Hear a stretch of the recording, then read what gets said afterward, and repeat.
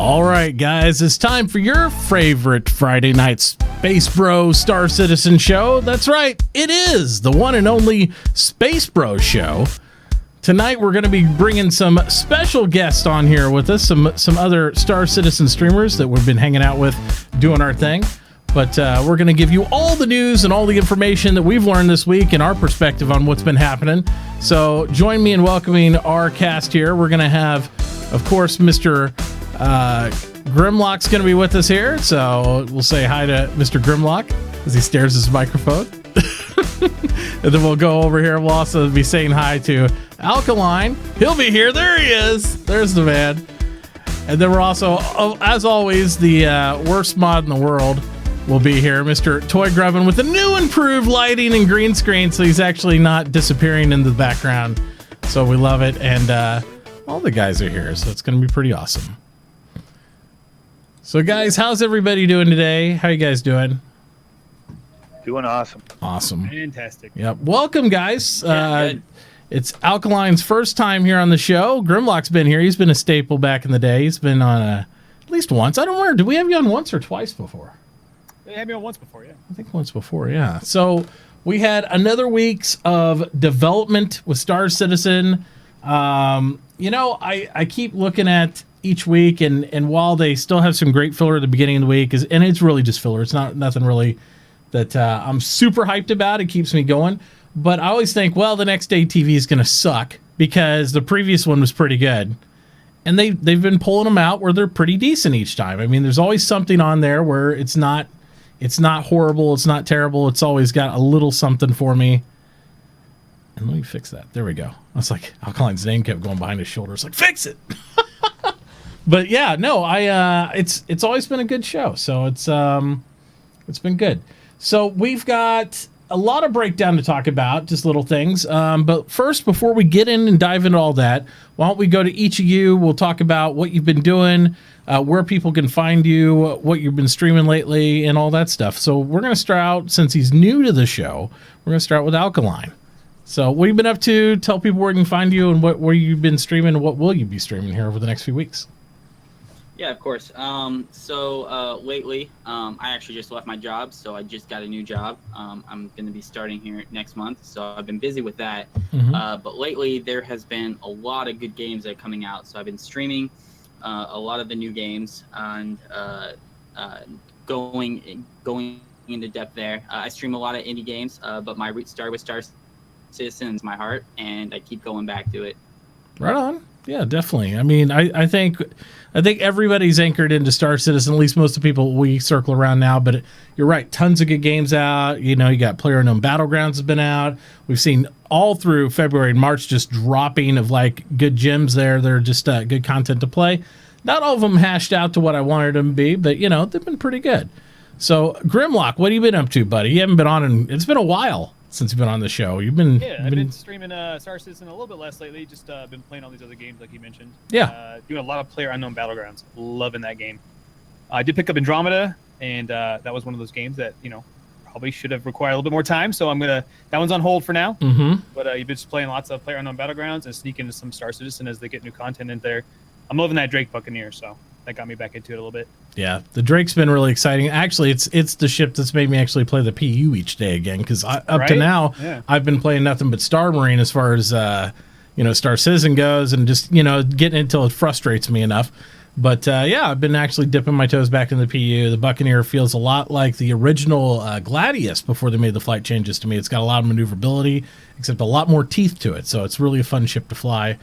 And I agree. I think that's really good. But and I've had the same problem with Andromeda. I was so hyped about it, and it's just kind of like I don't feel pressured to play it for some reason. It's just like the animations are kind of The story's very predictable. You know, it's just I feel like, okay, we're gonna grind on this some more. I just can't do it. So let's see what's up. So Mr. Toy. Oh, let's see what Toy's doing. I guarantee he's doing some fresh and new. Oh, there it is. Playing the dong slider game still, I see. So yep. That's been a staple up there, but the bros are still enjoying it. I'm just waiting I got excited when they put out the trebuchets, and then I watched some of you guys playing, and then I watched some of the other people playing, and I was just like, oh. It's like the new dungeon that went out yesterday. Yeah. It was fun. Took 30 minutes the first run through. The next run through took 2.5 minutes. So Yeah. it's, Yeah, the trebuchets are like, why bring a trebuchet when you can just yog a guy? Like, what's, yeah. it doesn't make sense. I think it might be interesting and dynamic on servers that restrict the God mode and the yogging to where you can't do that, but... Well, they added a new patch in today that put a 48-hour timer on all the tokens now. Ooh. So you got to use tokens within 48 hours. So. Oh, well, that's interesting. I thought they might put a restriction you can only use one token as a tribe every 48. That'd be interesting too, because as it sits now, when we get 20, 30 tokens, you just go yog happy and you kill everything. So that's interesting. Right on. Okay. Well, yeah, so everybody's been dipping their toes into some stuff. Oh, Jess, let's see here. So we've had some developments in that beginning of the week. I honestly didn't really watch the Citizen of the Stars or the beginning of the week. I didn't watch it. I heard it was good. Did any of you guys actually watch that part? The beginning of the week's been a blur to me, as far as that goes. I don't really watch the ATV. Yeah, that's pretty much my week. Is I do an interactive stream. I've been doing some more in real life streaming. Been going to the gym, and then I play some other games. And then usually Thursdays where I dip back into ATV and stuff. So it's just not really my big bag at this point, I guess is the best way to put it. But no, the big to do that I saw from this last week was we dipped into all the ATV stuff with the subflare, which I know most people don't really care about subflare. And I'm not a big hanger collector either. We everybody on the SpaceBro show knows that we dish it out as a $5 gift card because they don't offer a $5 gift card for Star Citizen. So when we do giveaways, we give away hanger flare, and if a guy wants it, he can keep it. If not, he can melt it, get $5 towards his next Star Citizen purchase or whatever. So it's a good little giveaway. But I will say I love the direction of where they're going with the subflare. I don't care about plants. I don't really care about all this other stuff, but schematics to me are cool. Yeah. The holo tables are pretty fucking cool. So I like this stuff. I love the technical stuff that it looks like they're doing now. I have to agree with you. Like this subflare, I think is probably the most gorgeous subflare. Yeah. Like myself as a engineer, like having those schematics, like if they made full-on posters of those schematics, I would buy those in a heartbeat. Yeah, and I think I would too. I mean, it's just like it amazed me like it took so long for the Dragonfly posters and stuff like that to go out. But this digital stuff, like with the wall posters in your hangar and these holograms coming off the table, I love this stuff. To me, this is the stuff, and I would like to see it where it was interactive, like go farther with it. Like if you could go in your hangar and open it up and like pull it in and see the interiors and stuff, I'd be so into that as far as the subflare goes. And they could do this with all the ship models, all the stations, all that stuff. I would love this better than a model sitting there to me. I just think it looks more spacey, looks more futuristic, and I like it a lot. Yep. What do you think of it, Grimlock? I'm loving it, man. It looks awesome. I can't wait to have it. So I know. I think it's going to be really good. So go ahead, Toy. I was just going to say, I still want what we talked about last week before last. I hate their snapping system where you can only put certain things here, you can only put certain things there. They need to make it so you could just put it wherever the hell you want. Yeah, I'm sure that would require some more resources, but I don't understand why it would require a huge amount of resources if they're building. And again, I'm not a game developer, I'm not technical on the background of like software development or anything with this type of stuff in game engine, but you would think that would be something they could do. You don't have other people in your hangar right now. You would think that they would have the technical capability and it wouldn't take up too much memory to put shit wherever you want in your hangar. I would think. I mean, I don't know. Maybe I'm crazy. But I always felt like the hangar was super locked down. Like it could be like a little fun arena. Like just have a couple buddies in there with you. Yeah. Some fake guns that fire fake ammo. I would love it if it had a physics environment where it was like Destructo. You could blow shit up. You could blow your ships up. You can do whatever you want. Do like the turn off gravity and stuff. I want the ramps back in there for the gray cats. Yeah. So you can jump multiple hangar bays side by side. That's all I want. So I can roam around. I just want to bring someone in and show off my Aurora. Yeah. There you go. The fancy stuff. The Yeah. high-end stuff. I got you. Hey, girl. I got you. Hey, girl. You seen my My LN model. You see my LN? Oh yeah. So from there, they talked a little bit more about the character development and item system 2.0. So they went a little bit more into depth with that, and they're talking a little bit more. If I can get the scene up, there it is, and all the different as far as character clothing goes, which I thought was. I'm a little tired of hearing about clothing, to be honest with you. I was like, yeah, it's good. And I understand the clipping and all that stuff. But it's interesting that how many people don't understand that we already have 2.0. Because I read Reddit threads every day, and everybody's like, whenever there's some mention about 2.0 or any of the character stuff or any of the clothing or all that stuff, they're like, oh, this is going to be great when we get 2.0. I'm like, we already have it. We have 2.0 right now. Exactly. All they're doing is, they're not done porting everything into 2.0. It's a process as you create things to port things over, but it's not some magical grapefruit that they're going to flip a switch and all of a sudden look at the fidelity we got. It's this amazing 2.0. And people made the same mistake with previous patches. They thought it was like an all or nothing, flip the switch and you got one build. This is something they have to iterate on forever, or really. I mean, they haven't even finished porting all the old stuff to it yet, from my understanding. They're almost done. But they still haven't there because there's literally thousands and thousands and thousands of assets that they've had to do this over the last year and a half. So, and I think Sean Tracy even identified that 2.0's been out for a while because people still ask questions about, so when are we going to get the 2.0? And it's like, you already got it, bro. Yeah, it's definitely a slow process. I mean, I think there was a previous ATV where they were mentioning about going through the items to make sure there's no clipping and stuff with the clothing. And it's definitely going through asset to asset to make sure each combination works with each other. Yeah, exactly. And because of 2.0, it allows them to make sure they can adjust the individual properties of any set group, be it clothing, be it a specific shirt, and all that stuff. And that was part of the reason to port to that system. Instead of having to change every single asset, they can say, okay, I don't care if it's the skull shirt, the blue shirt, or whatever, all shirts will not clip through this jacket. Instead of doing that, the old way they had it set up, they had to go through every single item of a specific type. Here they can change by item type or sort by object, and it gives them a lot more, not have to be so granular with it. They can be through topical, in other words. So I think it's a great system. I'm tired of people asking about it, and I know there's new people that do, and so I'm hoping they get done with it, and it's just a thing that we know happened and it's done. I got so tired of the characters sitting down at the table and grabbing the cup. Yeah, at every ATV. I was like, oh my god, it hasn't stopped yet. It hasn't stopped yet. yet. This ATV has the same thing. Yeah, this ATV's got the same thing too, and I know, make it stop. Yeah, I don't care. Yeah, it's we're a little done with that part, at this point. But I understand, I guess. See, this is all this ties into this new system that they're still, like you said, iterating on. So they can, say you got a set of clothing that looks really cool together or whatever. They can group that as one set and just sell it as a whole set. So that's what all this whole system is supposed to be. It's not just a clothing mannequin where they can throw one piece of clothing on it. It's a grouping system for all the clothing. So for all the clothing, because different what they talked about in here.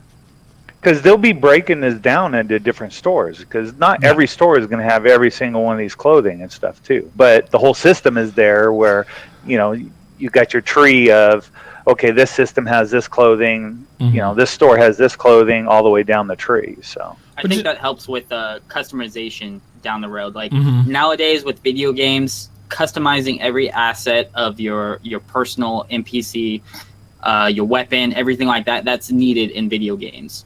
And I think this system is definitely going to help down the line. It's going to help customizing shops and stuff. So each planet has different shops, different appeal. So each shop is not cookie cutter. So I definitely is going to help with the immersion. Absolutely. And I think because they always wanted to do customization, right? If they did customization under the old system, that means they'd have to manage each individual customized asset. And realistically, that's impossible. You couldn't do that. If you have 1 million people and they all want to make their own design of something, you'd be like, no, we don't have a way because we don't have grouping systems correct and all that. So this is something that had to happen So I think it's overall, it's a good thing. And specifically what they talked about in this ATV was basically, you know, how we could purchase things like, for example, the grouping system. Instead of buying just shoes, you could buy the entire outfit you saw that went with the shoes. So that whole clothing line, if you will, or that set of stuff. So they had all those different options in there for us. Yeah, and they'll be doing that a lot too. Just like the ships have the lines of ships, they'll have clothing, you know, line of clothing. Yeah, exactly. And I'm open for lines of weapons, right? If I wanted like a shotgun or a close range package, I could buy a package loadout with the ammo and the proper weapons to fit on like X ship, and not have to be like, let me shop for the one gun and let me shop for the other thing. Or even sets that I make up, right? Like something like, I know this is my prefab fitting. Boom, I just want to repurchase Mitauchi's fit number 3 for Zidris, you know, and they'll be like, that's fine. That's like 40 billion, you know, UEC, send it right over. And I'll be like, oh, I don't have it. And then we'll get in the whole barter system. It'd be really bad. So I've got a question. So is clothing LTI? That's a good question. I would hope that clothing was not. Yeah. Okay. I would hope it would be one of the few things that might disappear. Maybe I have to buy some new pants. Like, you know, if you blow the pants off me, I would love to buy some new clothes, or at least incur that cost as part of, like, you know, you took injury, you got to buy some new stuff.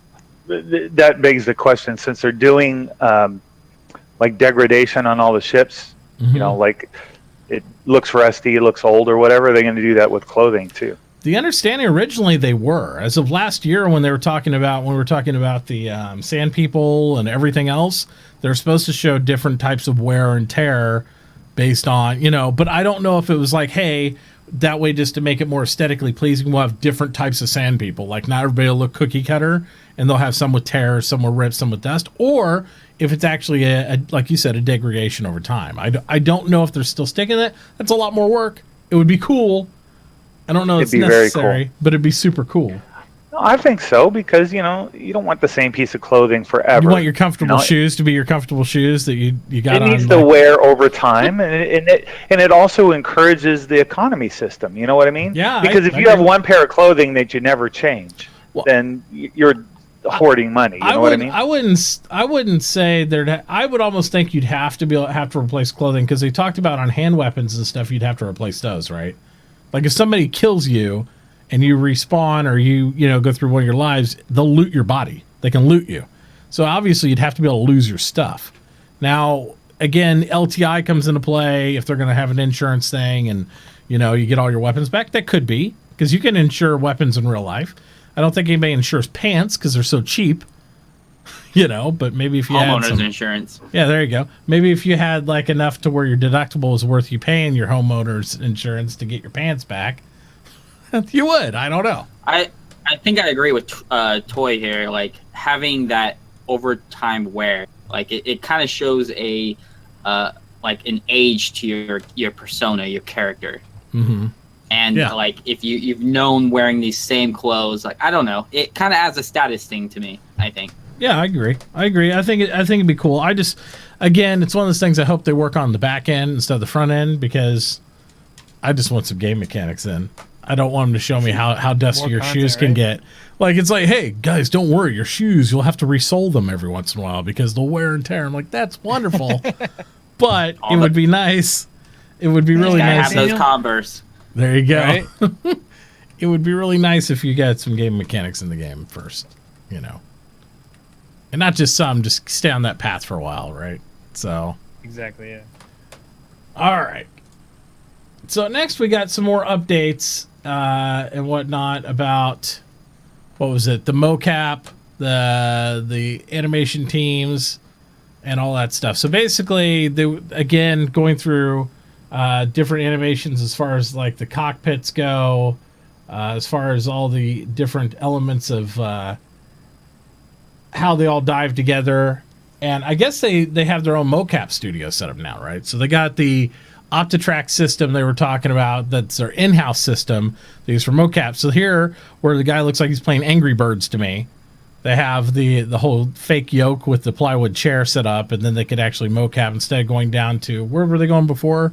Was it the Imaginarium Studios or whatever to do a lot of their capture stuff? Here we go with Something the. like that, yeah. Here they go. This is perfect for Grim. The picking up the fake cup. No. Except this time you're seeing it on the mocap stage. It's like they're obsessed with cups. Cups and mops. I think over the last 6 months I've seen more cups, mops, mocap than anything. It's like, oh, now we got to pick up that cup. I'm like, don't you feel immersed now that you have a guy trying to get a drink in a tray on a table? Right there. There he is. So he's sitting down with his tray, and then he'll spill his drink, and then somebody else can come through and mop up. It is cool. Gosh. I mean, that was cool. Yeah. Now I'm like, stop. Yep. I've got 2 comments on that. Okay. On this. First of all, I love the technical aspect of it, like being able to see what's going on behind the scenes, like seeing how they are doing the mocap. I think it's fantastic. I'm a very technical person, and just seeing that, the tape on the ground of how the guy walks and its alignment. So I love that. I love that aspect whenever they show that in ATV, that the technicalities behind how they're doing something. I love the ship pipeline of how they're doing the ships.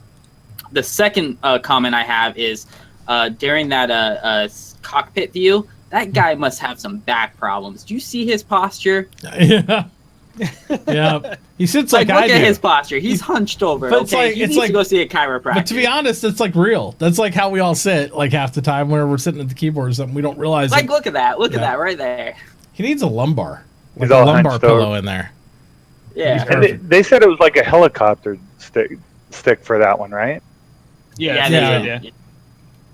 Yep, it's a lot like that. Actually, the specific seat that we were looking at there is for the Cutlass Black, the new one. So they actually mentioned that too. So that's part of the. That's right. Yeah. Yeah, so that's part of the deal of what we'll be seeing a little bit later on in this as well. But yeah. Yeah, I can't wait to comment on that. Did you see the way they're getting into the seats now? Oh, Yeah, We got that video loaded up. That Pretty looks awesome. cool. Well, we'll move it Elevator along system. so we can get down towards that. I might have to get me a Cutlass Black now just for that. There you go. And guys, if you're inside watching right now and you have any questions for the cast or anything about Star Citizen or all that, all you have to do is type in !questions in chat, and that's your link to the document that actually will fill out that little form, ask your question. And during the second half of the broadcast, that's where we'll actually go through all your questions and answer them to the best of our abilities. And so be sure to fill that out, and just anything during the episode, do that, and we'll get to them as soon as we can. So from there, we're talking about Spectrum here. And, I am pleasantly surprised with Spectrum. I actually get up in the morning, and after I do go hit the gym and stuff, I come back, and I'll fire up, just have Spectrum up, because you have your chat there, you got your forums there, and I can honestly say, since Spectrum's come out and actually gone live, I actually am back on the Star Citizen official forums for the first time. I don't go there. Like all last fall and stuff is just so much garbage to filter through and all that. But the fact that I have the chat and all that linked right there, where it's nice and easy to view, I like Spectrum a lot. I think it's a great program, and I'm excited to see if they can get the fidelity they need to out of the voice comms on that. I want to see when they start to add in those pieces where it's immersive in game and whatnot, if those tools will actually be able to come online and facilitate what we already have with Discord in a way that actually is more immersive and intertwined with the game. If they can do that, I'll use it. If they can't, then most of us will probably still be using Discord or TeamSpeak or one of those elements to play the game with. But it would be so much cooler if you're on your ship, you encounter another vessel, and this is something I experienced in many games with like Eve and all the other stuff. You encounter another fleet, vessel, squad, whatever. 9 times out of 10, you just shoot at them because you don't have a form of communication. You don't know who they are. You don't know their intent. If you can hail that other ship through a method in game that's also tied to the voice comm system, it's a whole new dynamic that it creates for you. And I'm really excited about that. And I think if they can get that online and if they can really tie it in a real way to the game and not a fake way, it's going to be awesome. So, It's like Star Trek. Hail that ship, please. well, yeah, because, I mean, what do I do in Eve? In Eve, I used to sit there and be like, we either shot at them, or if we weren't sure if we kind of knew who they were, we'd have to message them text, and give them our TeamSpeak address so they can come on our comms. And then if they're assholes, they can come on our comms. And then we had to block it. I mean, it's just big pain in the ass. It's a lot better if it's in-game. A red light goes off or your comm officer's like, hey, they're trying to hail you. And then you can just bring them on the, overhead or talk to them privately or there. If they're a dick, you just turn off the head. Just cut comms, fire all guns, whatever. I think that's a lot cooler than doing it the other way. That would be awesome if they can do that. I think that's what they're going for. Pretty excited for that. Yeah, so we're going to get into this later about the launcher, but with the way Spectrum's going, I think they're trying to integrate Spectrum into the game. Yeah. Being able to change your voice channels automatically and basically merge the two, And I think that's the way they're going. That's why they are developing Spectrum, to be able to do that. Because in today's day and age of video games, voice chat is just needed. It's one of those social things that sets one video game apart from the same one that's the same. Like Eve. I was a big Eve fan. I played it for years. Yep. But having voice chat, being able to talk to other people, deceive other people, which I'm a big fan of, deceiving other people, and just, having that immersion, because voice chat definitely adds another step of immersion. And I think they are going in the right direction. Spectrum does need a lot of work, but again, alpha guys. So I think they are going in the right direction. Yep. Well, they're updating this thing, at least once a week? At least? Yeah. Pretty excited. They're on it, and it's nice. They're making sure it works. They're very responsive to people's feedback on it. I think that they're very engaged with it, and I don't know. I think it's going to be a good tool. I hope it's just not a cookie cutter of some other system we use, though. If they can integrate it, like I said, in a real way into the game, and not just have, hey, we have Spectrum on the outside, people will use it. If they don't, people won't. I mean, it's just that easy. I agree with you, Mitauchi. Like, if you can change voice channels in game within Spectrum. Like you have your local, you have your global that you can actually talk instead of just typing. Like that would definitely set Spectrum above any other. Yeah, and if you're in a capital ship, you can call your bridge, or you can call your other areas of the ship. That hierarchy structure is also neat. If you're in a fleet battle, and if I am the admiral and I want to talk to all just the commanders of all the ships, then I need to have a channel for that. Then those commanders can then, if you don't have hierarchy as far as voice comms go, this is why we always use TeamSpeak. I'm sure you're familiar with that with Eve, because you had to have that hierarchy to talk to multiple whisper channels or whatever.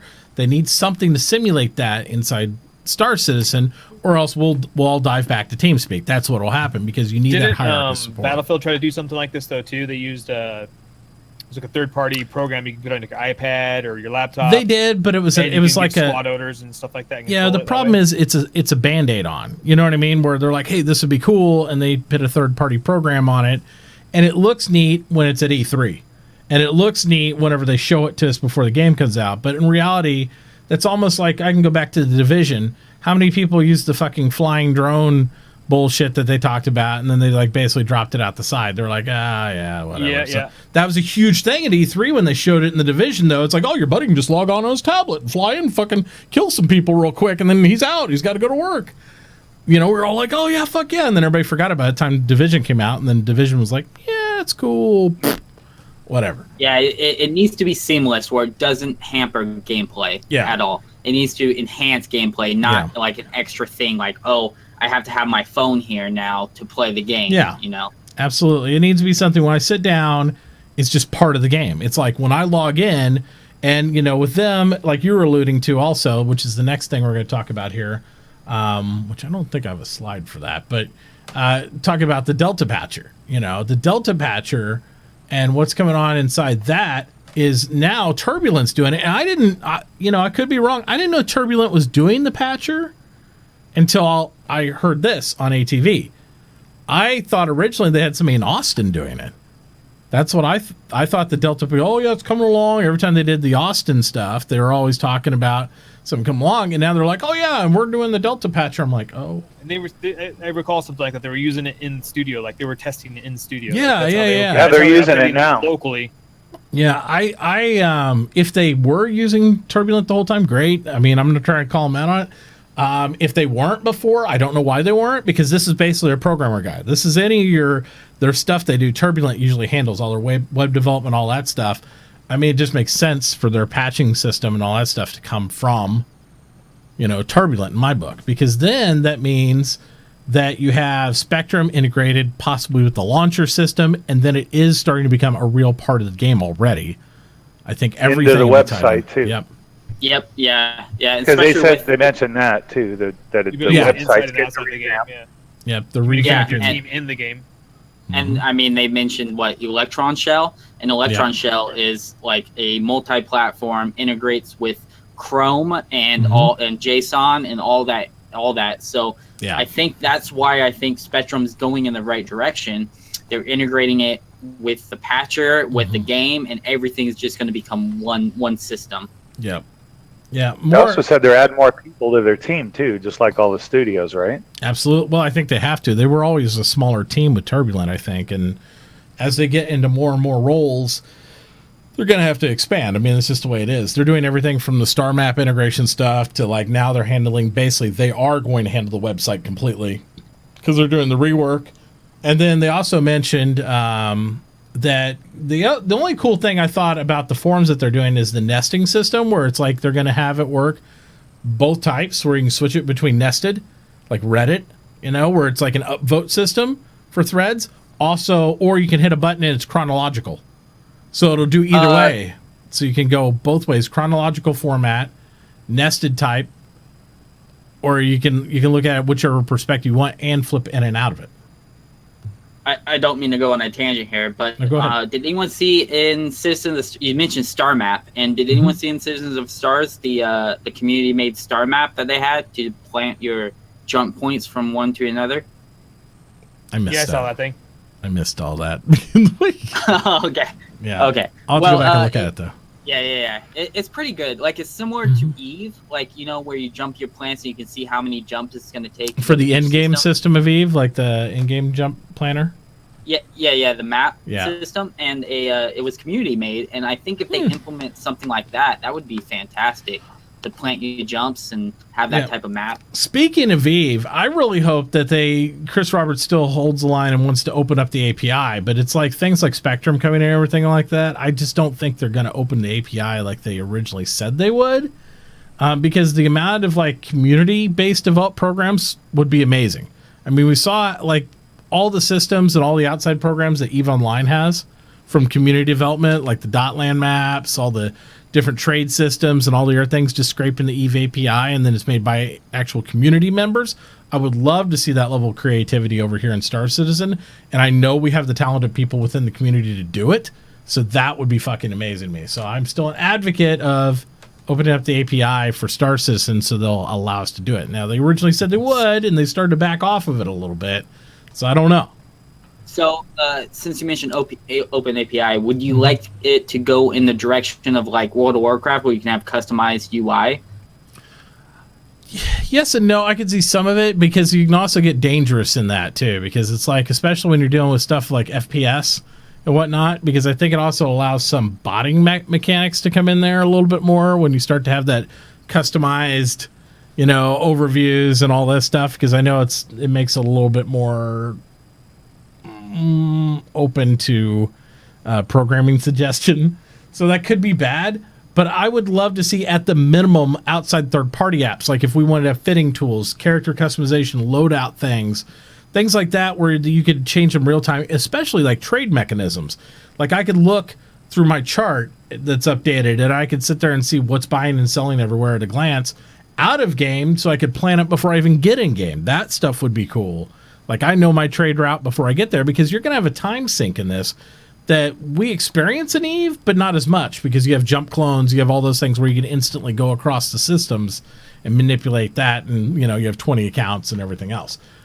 Inside this, it's going to take you 10, 15, 20 minutes to get even in the same adjacent system to go somewhere for a trade deal. So it might be nice to know, hey, I'm finishing my day at work. Hey, I got these one assets. I'm going to run them over here to this system, and kind of plan that out and have your boys ready and your crew.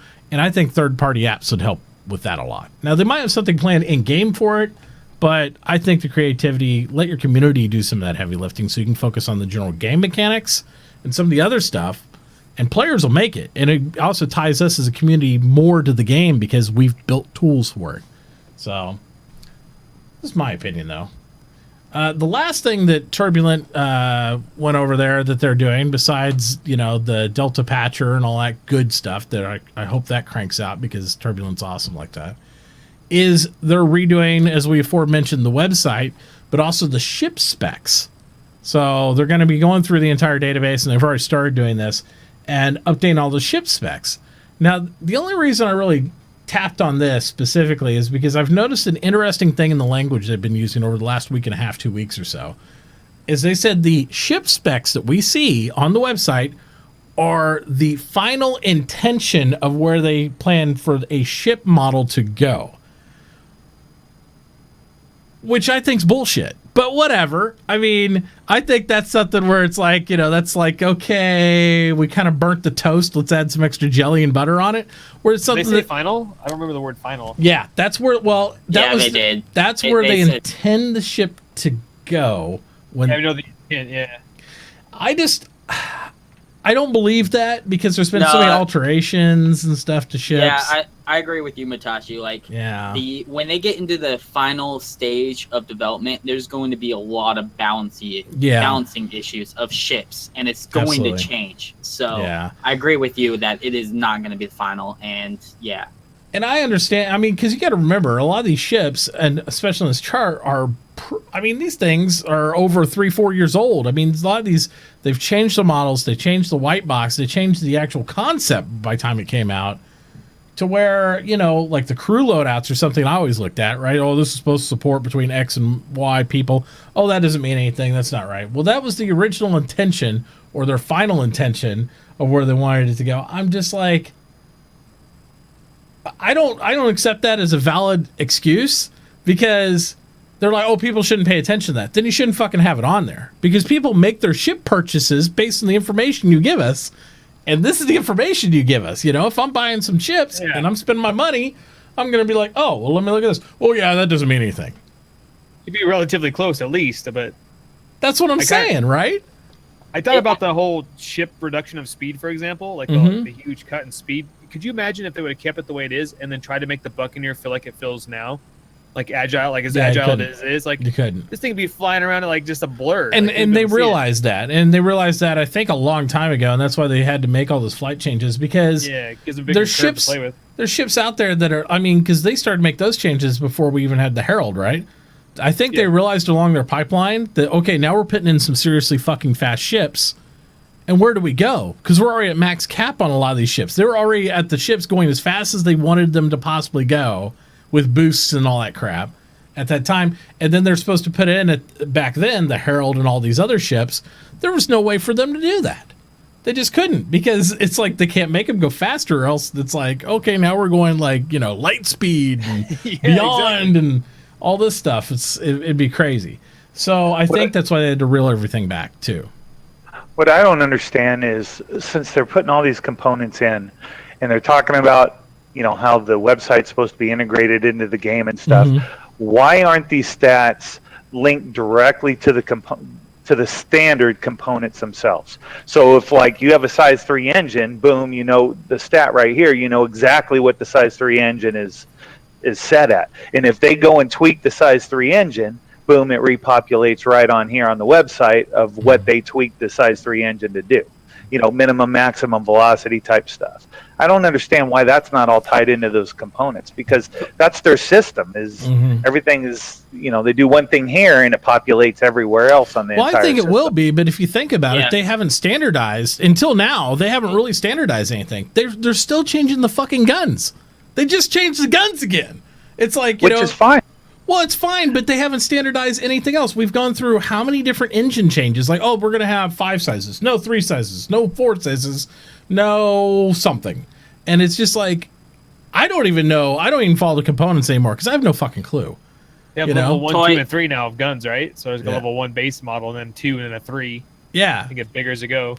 I don't Well, know. they talked about the .5 stuff too, right? Because what was it? The little tiny ships, the Dragonfly, the little guns on the Dragonfly. They weren't even size 1 guns, right? Well, yeah, because little... it's a motorcycle. They didn't want to put size 1 guns on a ship on the motorcycle because then those are huge cannons for a motorcycle. And it's like, well, that doesn't work out, And then they got capital weapons that basically shoot dragonflies at stuff. And then bigger guns that shoot the equivalent of a freelancer at stuff. It's like an orbital cannon. So I think they tried to standardize it, and it's just the same thing that problem they have with the ship speed. As they've grown the inventory of what they've had, they've come to the point where they're like, oh shit, we don't have room to keep adding more on the ends of this because it's going. So they've tried to generalize and group things together, and I think they're getting to a good spot with all that now. But it's been a roller coaster ride for me to try to compute in my head, like, okay, so we got size 3s on this and size 2, and then they're like, oh, wait a minute, but that doesn't count all the gimbals. Like for the gimbal turrets, those guns are different sized on the turrets and that. So it's like the size 4 gimbal will take a size 2 gun, not a 3. Yeah, and I'm like, what? Because I always thought a gimbal was one size bigger than the gun, but now on a dual gun, it's a different size than the big. I was like, oh, fuck you. Yeah, so this might sound weird, but I'm glad they're on that roller coaster ride because it shows to me that they are focusing on balancing everything, and they're just not like, and they're just not at one where they put it out and they keep it there. They are balancing it. And Toy, I think that they don't update it yet. I think it's in the works. I agree with Mitauchi there that it will be updated. You know how when you play like racing games and this tire adds so much acceleration, and it shows you on the side. I think it will show you that in the future. And I'm glad that they're focusing their efforts elsewhere because they know that balancing will become later on in development. So I'm glad that it's a roller coaster because it shows to me they care about one gun compared to the other and trying to make those changes. And I know when 2.6 dropped, a lot of people were complaining about the flight model. And it shows to me that they're trying to work it out. They're trying different things to see what works. So, I mean, it might change later on, but it's just, I mean, they're trying different things to make sure everything just meshes together. Yeah, no, I agree with that. Feel that, like the 2.6 effect, like why they did that. Like I realized that when I got to fly the Buccaneer, like they would not have been able to put it in there and make it feel like it does versus other ships without that reduction in speed. Yeah, absolutely. And like I said, I agree with that. I just think that because Turbulent isn't going to go there and update every time they tweak the engine. But if they link that engine to whatever that engine is in the database, and the programmers decide, okay, we're going to do another, flight balance change or whatever they decide to change it to, boom, it just auto-populates right to the website because it's all just linked. No one ever has to go back to the website after that and change the stat again because it's linked to that engine no matter what stat the developers decide to change the stat to. That's all I was saying. Yeah, I just think it's in the works. Like we haven't gotten to that point yet. I agree. I think it is definitely something that will be added so you can see what changes will happen to your ship if you upgrade the engine, if you upgrade something else on your ship, what will happen. I just don't think it's anytime soon, but I do think it will be a feature. Yeah. Yeah, I agree. I think that it'll be something that comes on, over time and all that. I will say, though, that, as far as the people saying, it's a site changed all the time, blah, blah, blah. But in my counter argument to that, if you don't want to change the site all the time, then you shouldn't have it up to reflect inaccuracies. Because if we leave old shit up or have a writer that says none of these stats are accurate, it's like, or so, you know what I mean? Because that's essentially the truth. It's like, I don't know one complete ship loadout on there that's totally accurate from nose to tail. There's always something that's off on each vessel whenever you look at like this ship stat menu. And one other change I would like to suggest to CIG is whenever they bring in the holotable stuff or whatever they're doing for the fitting system, I would like to, it's the future, even if I don't own it or buy it, I would like to see what impact they have on the ship. Like, I want to see my ship's max acceleration, firepower, these type of chart systems. And if I snap on tarantulas on there, how's that affect the ship? If I snap on, lasers, how's that affect the ship? If I change out the shields, I should be able to sit there without buying every fucking object in the world and see how that would impact my ship. That way it drives what I decide to purchase. That's what I would like to see. Because right now I feel like I go in my hangar with a bunch of modules. It's a fucking guessing game. Let's just, I don't know, and maybe. Yeah. And then, you don't see the real impact. You don't see any type of reflection in the system. But it's pushing out those statistics, or it wouldn't even play in the game, right? I mean, it has to be there. That makes me think of something else that I want. I want a dealership of ships, being able to go and see all the ships and try them out, go a test drive. So having that, like a type of dealership, to see that and to see, like what you said, all the add-ons that you could possibly do. I mean, when you play any modern shooter game, or even race game for that matter, they all have this mechanic in there. If you're sitting here playing it and doing anything with it, as I start to hover over different types of objects I can buy, I can see the impact on my ship. Does it burn more fuel? Does it actually do more firepower? Can it go faster? I see these things on my weapons. If I add a silencer, it gets a power reduction. If I put these different mods on there, I can shoot farther, or it's louder, or any of those things. I want to see that direct impact, because I don't want to spend 6 hours inside my hangar just waiting around, hoping to, okay, I'll test this. I'm going to test this stuff for 6 hours to find the optimal fit, or listen to my buddy. I just want to be able to hover and see how I impact each ship. And I think that would make it even more, not only responsive, but I think it would make players feel more comfortable buying more stuff, because they'd see the impact of the fittings right there live instead of having to go out and test it. That'd be kind of cool to have, like on the Spectrum platform, when it gets the mobile and tablets and stuff. To say you're at work and you're kind of bored on your break, you can pop up your ship real quick and start tweaking builds and trying stuff, see what it affects. That'd be definitely. Really, it'd just be like a fitting manager, like some of the people made third party on. Well, there's your API. Yeah, there's your third-party API right there. Yep. Yeah, so you get back home and then you get on your machine, your loadout's on there because you saved it on Spectrum. And on Eve, that's what we always did. We have EFT, E-fitting tool, and then you could take those loadouts. You could sit there and actually copy-paste them into the game, and then you could actually see that loadout, and then you can make a purchase sheet out of it and take it into the game. And they allowed that integration into that. So even if it was all on Spectrum at one third party, it'd be great, because I could fit my ship, see the reaction right there, drop it down inside there, and then when I come home, I'm going to the market and game and buying my parts.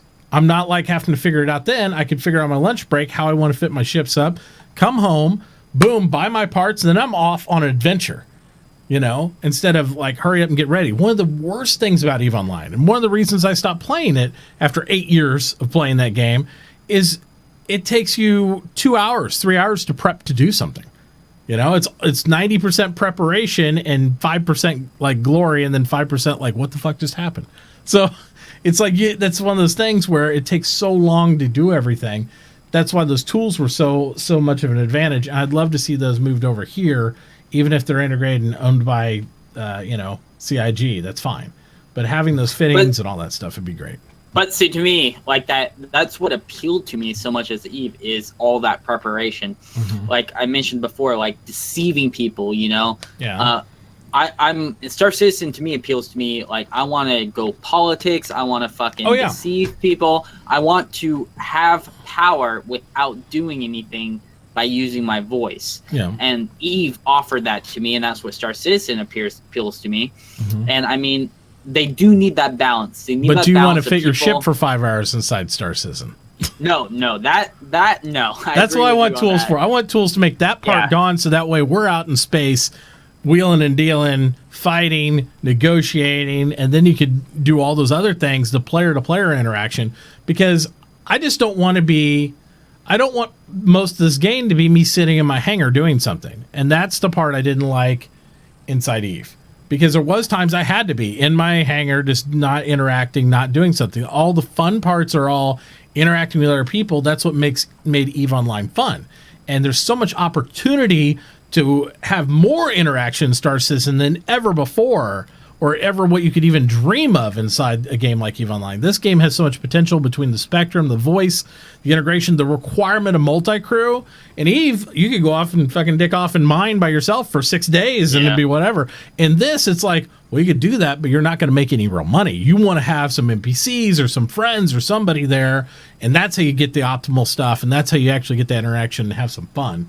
So I just want them to really highlight that and minimize as much as possible the lonely bullshit of me grinding to try to figure out what's going on with all my systems and ship fittings and stuff. So I think I think that's what Star Citizen has above Eve is that being able to do stuff by yourself, because in Eve you can barely do anything by yourself. Yeah, you need that organization, and Star Citizen has that appeal.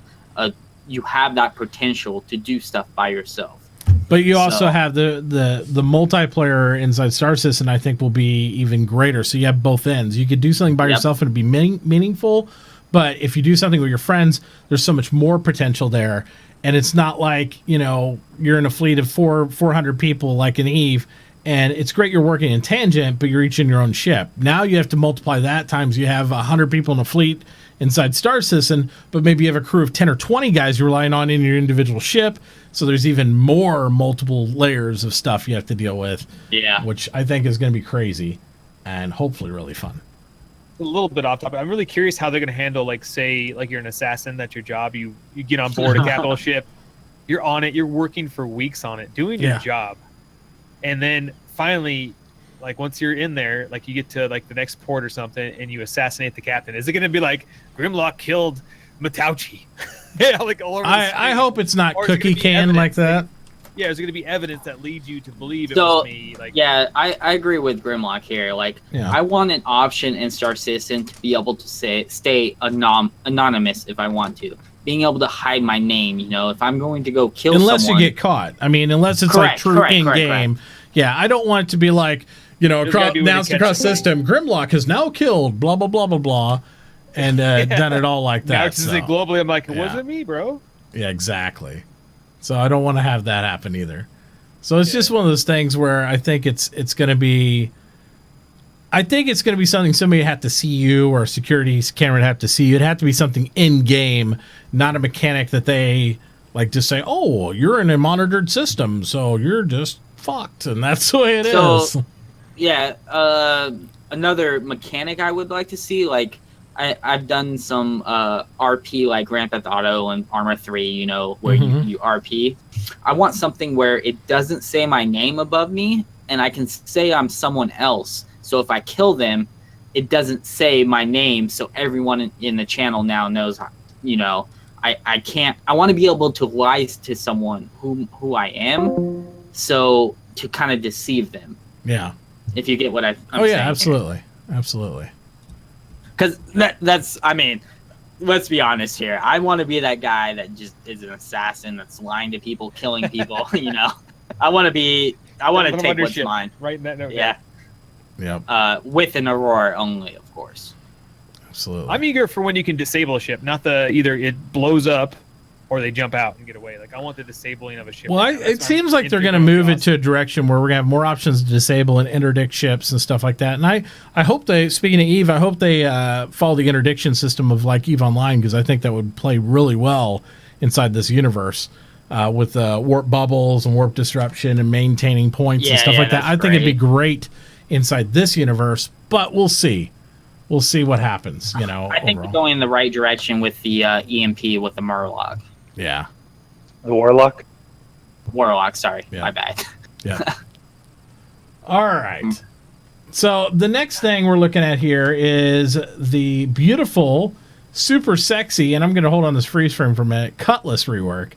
And I just have to say, if this is to scale, holy shit, it looks bigger even more than I was thinking it would. Because, that's big. That's really tall, and I understand. I saw the first little preview of this thing. Yeah. Oh my god. Remember when Sandy put out some pictures of this thing, of the cargo area? It looks huge in those pictures. Yeah, they had a dragonfly in it, right?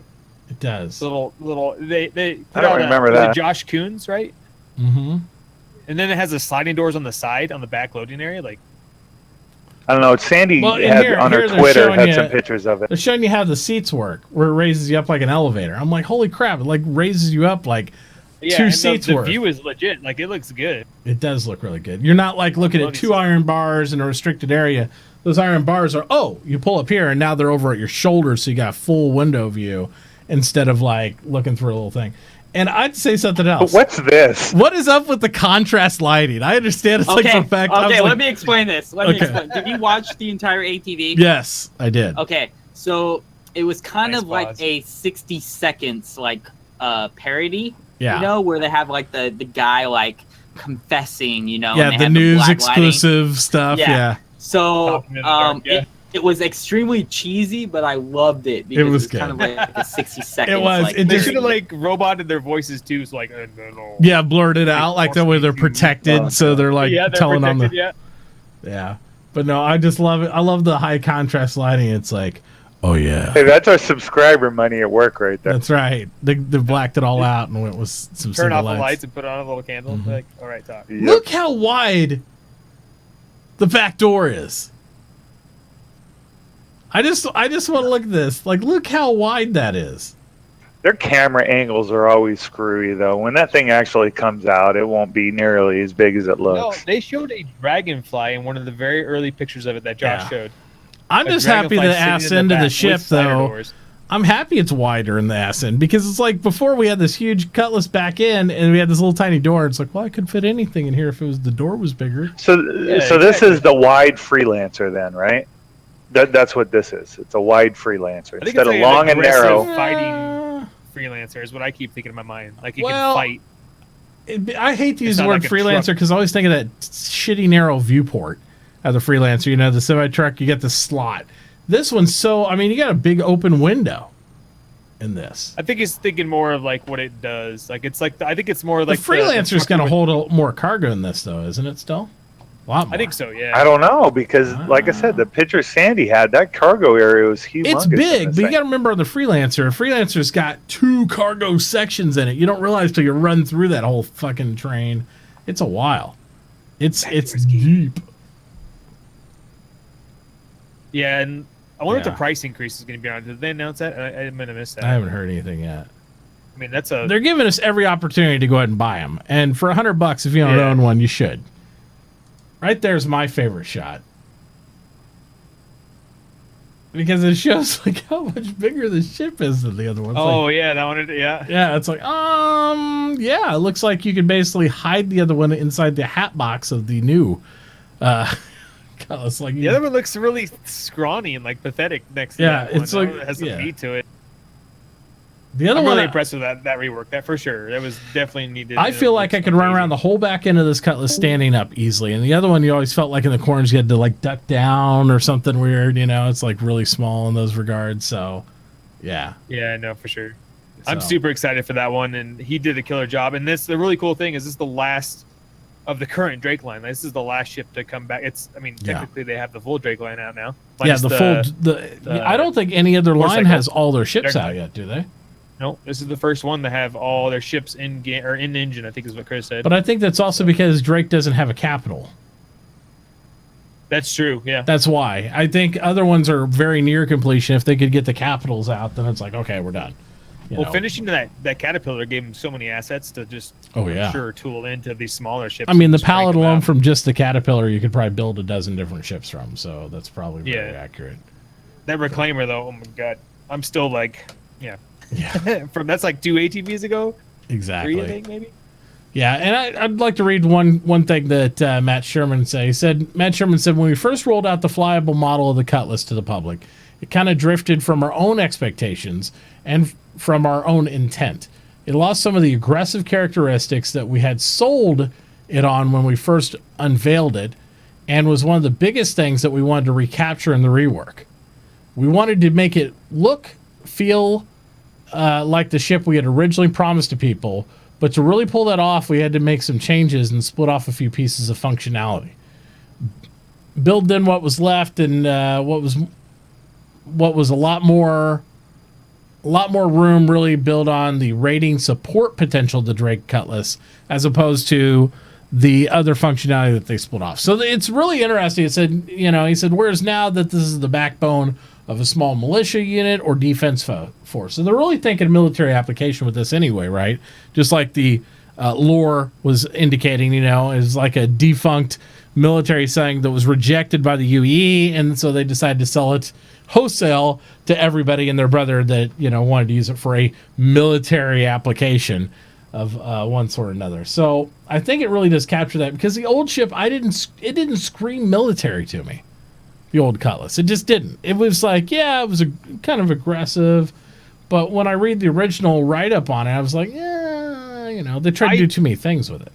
The concept image, and I kept saying that, I actually won my Cutlass Black a long time ago from 110, and the concept image looks so good. There's an aggressive image of it. Looks just the way it looks now, almost. Like, I even think when he was talking about how he's going to redo the Cutlass, he showed that image, and I was like, that's what I would be sold on, was that concept image. Yeah. And it's this really angled kind of front end like they have now. It's wider, got like the front wings or whatever you want to call them, or down lower. Like, it just had this more aggressive look, and he nailed it, man. Like, and it gives you, as opposed to the old one. The old one felt very thin through the middle, and it just had like an add-on, like hip, like it felt almost like saddlebags on it. And this one feels like it's built together and built an aggressive profile. I like it a lot.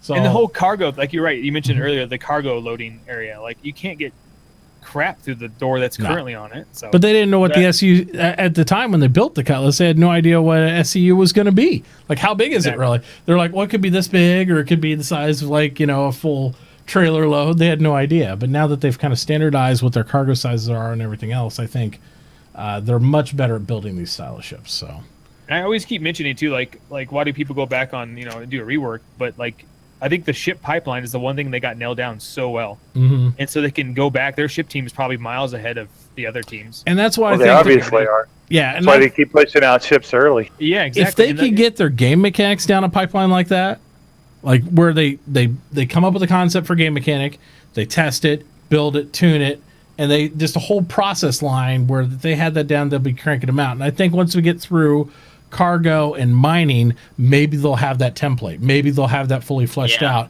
And then hopefully we'll see things just start cranking through. My hope is the end of this year, beginning of 2018.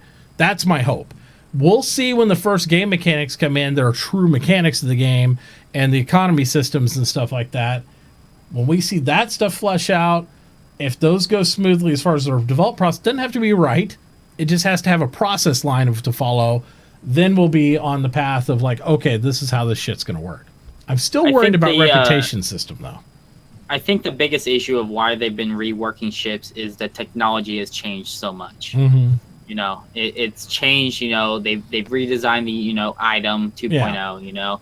They're adding planetary systems. It's just changed so much since the original concept, and the original ship pipeline has changed, and now they're having to rework these original ships to get them.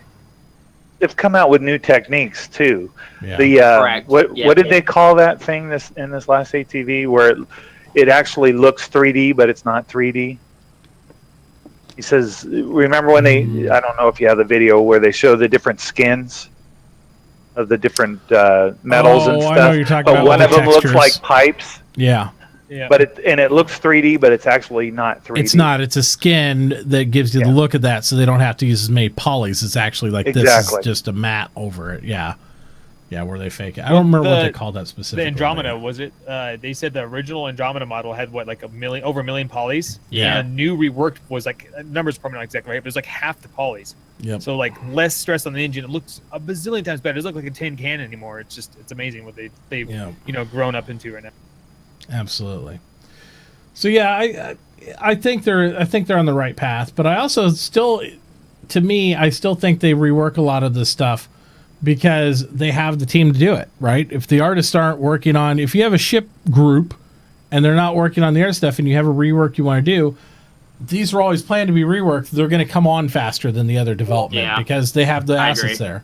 It's something they want to do anyway. So they definitely have a fantastic art team. I'll be right back, guys. That's all good, man. Family first. Got to do it. We'll move on to something else then. Something that I'm super excited about. Modular bases. Modular bases on planets. This gets me so excited. And the way they're doing it is just so exciting to me. Because what it means is that if they can build these right, we're just steps away. in my mind, from us being able to build them too, right? Because they could build a whole palette. You could snap different types of modules together. You could do all those things. So players could individually build these things themselves pretty easily by the way they developed them. Because they aren't super, they're still very customizable, but they aren't super like I've drawn this whole crazy base that's unique to this area. They're going to have those too. But these surface bases that they're building here, they're very snappable. They're very constructible and extendable.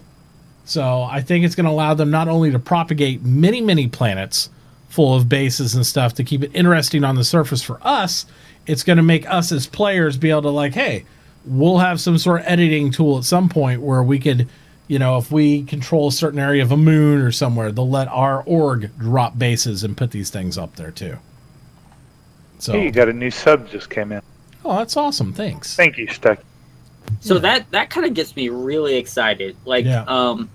Being able to, like, if your org has a certain type of technology, you build a certain type of building, you know? Yep. Like, obviously, all these modules are relatively same. So if you research that type of technology, you can build it. And later in the video, they talk about doing different art styles. And I'm really curious on this, seeing, you know, all these different alien life styles that they have planned for these module outposts. I think that's going to be cool. Or like you said, not just technology research. Maybe if you need a processing plant throw down on a moon, like you're processing ore and stuff and you need to refine it, maybe you could build a module base there that has a refinery, you know, like you're snapping it on and you're doing these things so you could relay stuff to this area where you're processing things, or you could relay different types of science materials. Because I know they try to modularize all these different types of ships. Like they have the science ships, right? Like the Sen. Yeah. They have, you know, you got the Carrack, obviously. You've got, then you go up to Endeavor. But maybe for people that don't have those assets, maybe you could build a science facility on the planet. Bring your research and discovered items there, and then process them there inside these things. They already showed some like concepts on like a hydroponic lab, right, for plants and stuff inside one of these. It's just amazing, like the potential with this. You could have, say you need energy well, maybe you could build something that does thermodynamics like we saw on those moons with the vents on the planets. Maybe you can harness that energy and stuff and power them and do a whole different type of mini game just on the surface of these different types of planets and moons. So I'm pretty excited about this. Chris Roberts, even last year at Gamescom, talked about the possibility of putting shields that would hide the signature of the bases and all sorts of shit. So I'm just like, the potential and how cool they've made them look from what we saw like 6 months ago, like where they were just like white little bubbles, like they look International Space Station-y. Now they're starting to look like they've got some texture, they got some grit, they got some style to them. I'm super excited about these. I love the things on top of them and the little antenna rays. Yeah, where yeah. those are. It looks ballin' compared to the little cubes they had before. Yeah. So in this ATV there is 2 points in which I really, really love. The first one was 25, 35? 35. Maybe it was 2512. Let's see if I can find it there. My only problem with these is they're all single leveled. I don't see any multi-level. Yeah. Yeah, I think that's in the works, though, to have that multi-level. I think, didn't they show last week, they showed a couple that were like, but you have to get the whole 2-story unit. It's not like you stack them. They had like a larger unit that had the staircase. So I think they had like a different leveled type 1. But I don't know if they've like created anything where you could just pile them on each other. You know what I mean? To go vertically up like that yet. All right, so 25 what, Alkaline? And what were you talking about? Let's see. When they were talking about the ramps that they had. The ramps to stairs. Oh, when they had a like 30-foot long ramp. That was pretty fun. That little 15-degree angle, it just went off to the sky. 2553. So it doesn't really have to go with the what we were talking about, modules, but if you look at 2553 in the video, that render distance is not a skybox. You can actually travel there, and that just amazes me so much. The mountains in the background, like that's just not a skybox, and that just amazes me so much. And then at 32, exactly at 32, that showcases like that same thing of like those are mountains you can actually travel to. So that type of technology is just like amazing to me, because being able to render all that.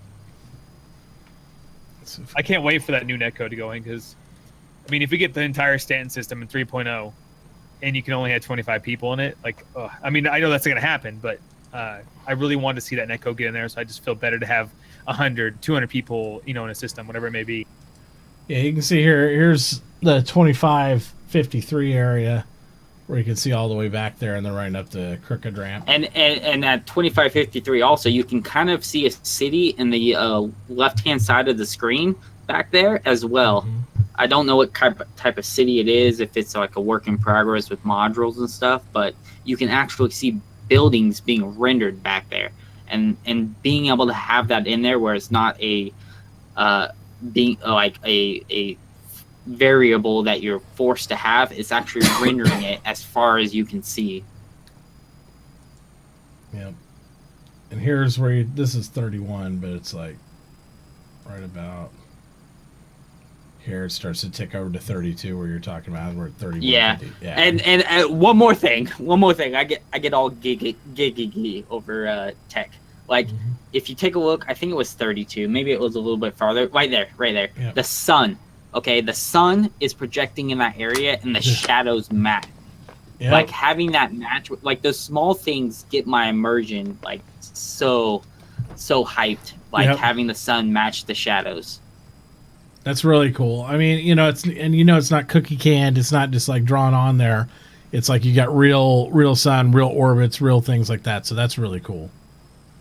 That's really good stuff. I'm super excited about all that too. I think it's gonna be very good. It's gonna be very exciting. I like the fact, and somebody else said this on Reddit, I'm really excited with the fact that they didn't just try to drop planets on us by themselves.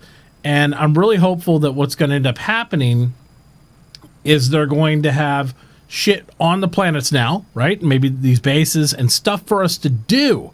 Because you don't want to go down there. It's like, oh yeah, I'll just be cool with the planets, man. No, you wouldn't. You'd be in there for a couple of weeks. It'd be kind of cool. And then you'd be like, this is boring as shit. When are you going to put shit on the planets?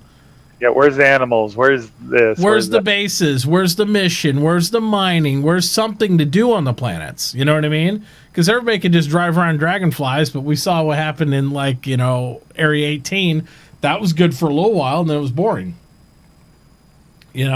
But I think they're going the right path, and I think that it's going to get there. We just got to hang in there, and there's lots of stuff to play and do in the meantime.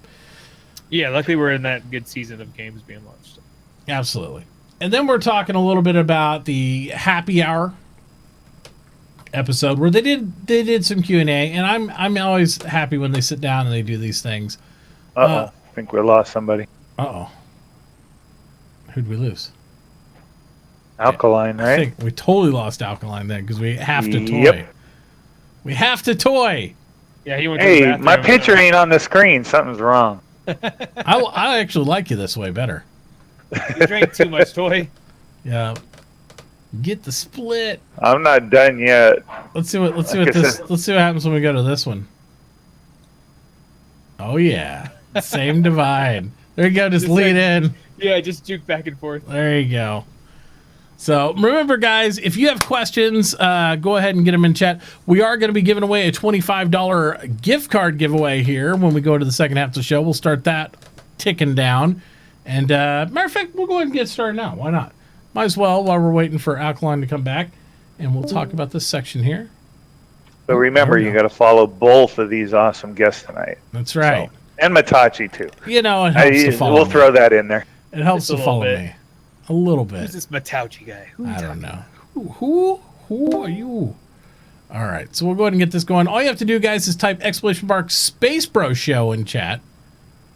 And you can get in that for a $25 gift card open to all users. Normally, we do payouts Friday. We had a lot of work to do on the show. We had some other stuff happen and yada, yada, yada. So you will get your payments tomorrow for all your prizes. It will be a Saturday payout for all the bros. So be prepared for that. Also, after the show, be sure to stick with us. We'll be playing some games. We're probably going to play some player battlegrounds after the show here and do some of that. Might play some Star Marine. We'll see. We'll see what's working better. Carrying, bro. So I got you. there we go. And he's back. He's back. Hey. Welcome back. Yeah, what up? So your thing disconnected like the minute you went away. Like what all crazy with the stuff with the cheese. That whiz. Comcast. Yeah, I know. There you go. Tripped over that internet cord, pulled That's it. right. So highlights from, just to go over them real quick, highlights from the happy hour, which I didn't watch live today because I was hanging with the kiddos and everything. Talked about the damage modeling system that's currently in game. Apparently scales very well when it becomes bigger ships. They did mention that the pixel density may become less due to size, but more than likely won't be even noticeable to us. Disco's not shaving his beard until 3.0 comes out. That's legit. I like He's that had a idea. beard the whole time. I don't know. It's gonna look like fucking Father Time. No shit. You know, yeah, you don't look homeless here pretty soon. There you go. He didn't say he wouldn't trim it though, and that's the thing I picked up on. So it's like, if you're gonna go with a beard challenge, you can't trim it either. You have to go full native, I think, on that. I don't think you can do this whole like grooming thing. They asked about the radars being switchable to going to the 3D display from one ship to a 2D display to another ship. They said at this point they're not where they could do stuff like that yet. You know, just switching from a 3D to 2D model and back and forth and all that stuff. But it's something they could do down the line, maybe. Damage states in atmosphere are the same as in space outside the aspect of gravity. Right? Because if you get damaged in atmosphere, it's going to fall down. In space, it's going to float off. That's the main thing. That's already working that way. Someone also asked about deflections and ricochets. So that brings me to another question. Yeah. You know, like, are different planets going to have different atmospheric effects on ships? As Yeah, you enter? absolutely. Yes, they've already confirmed said that. Different amounts of gravity on different planets. So, like some planets, you might be able to jump 20 feet in the air.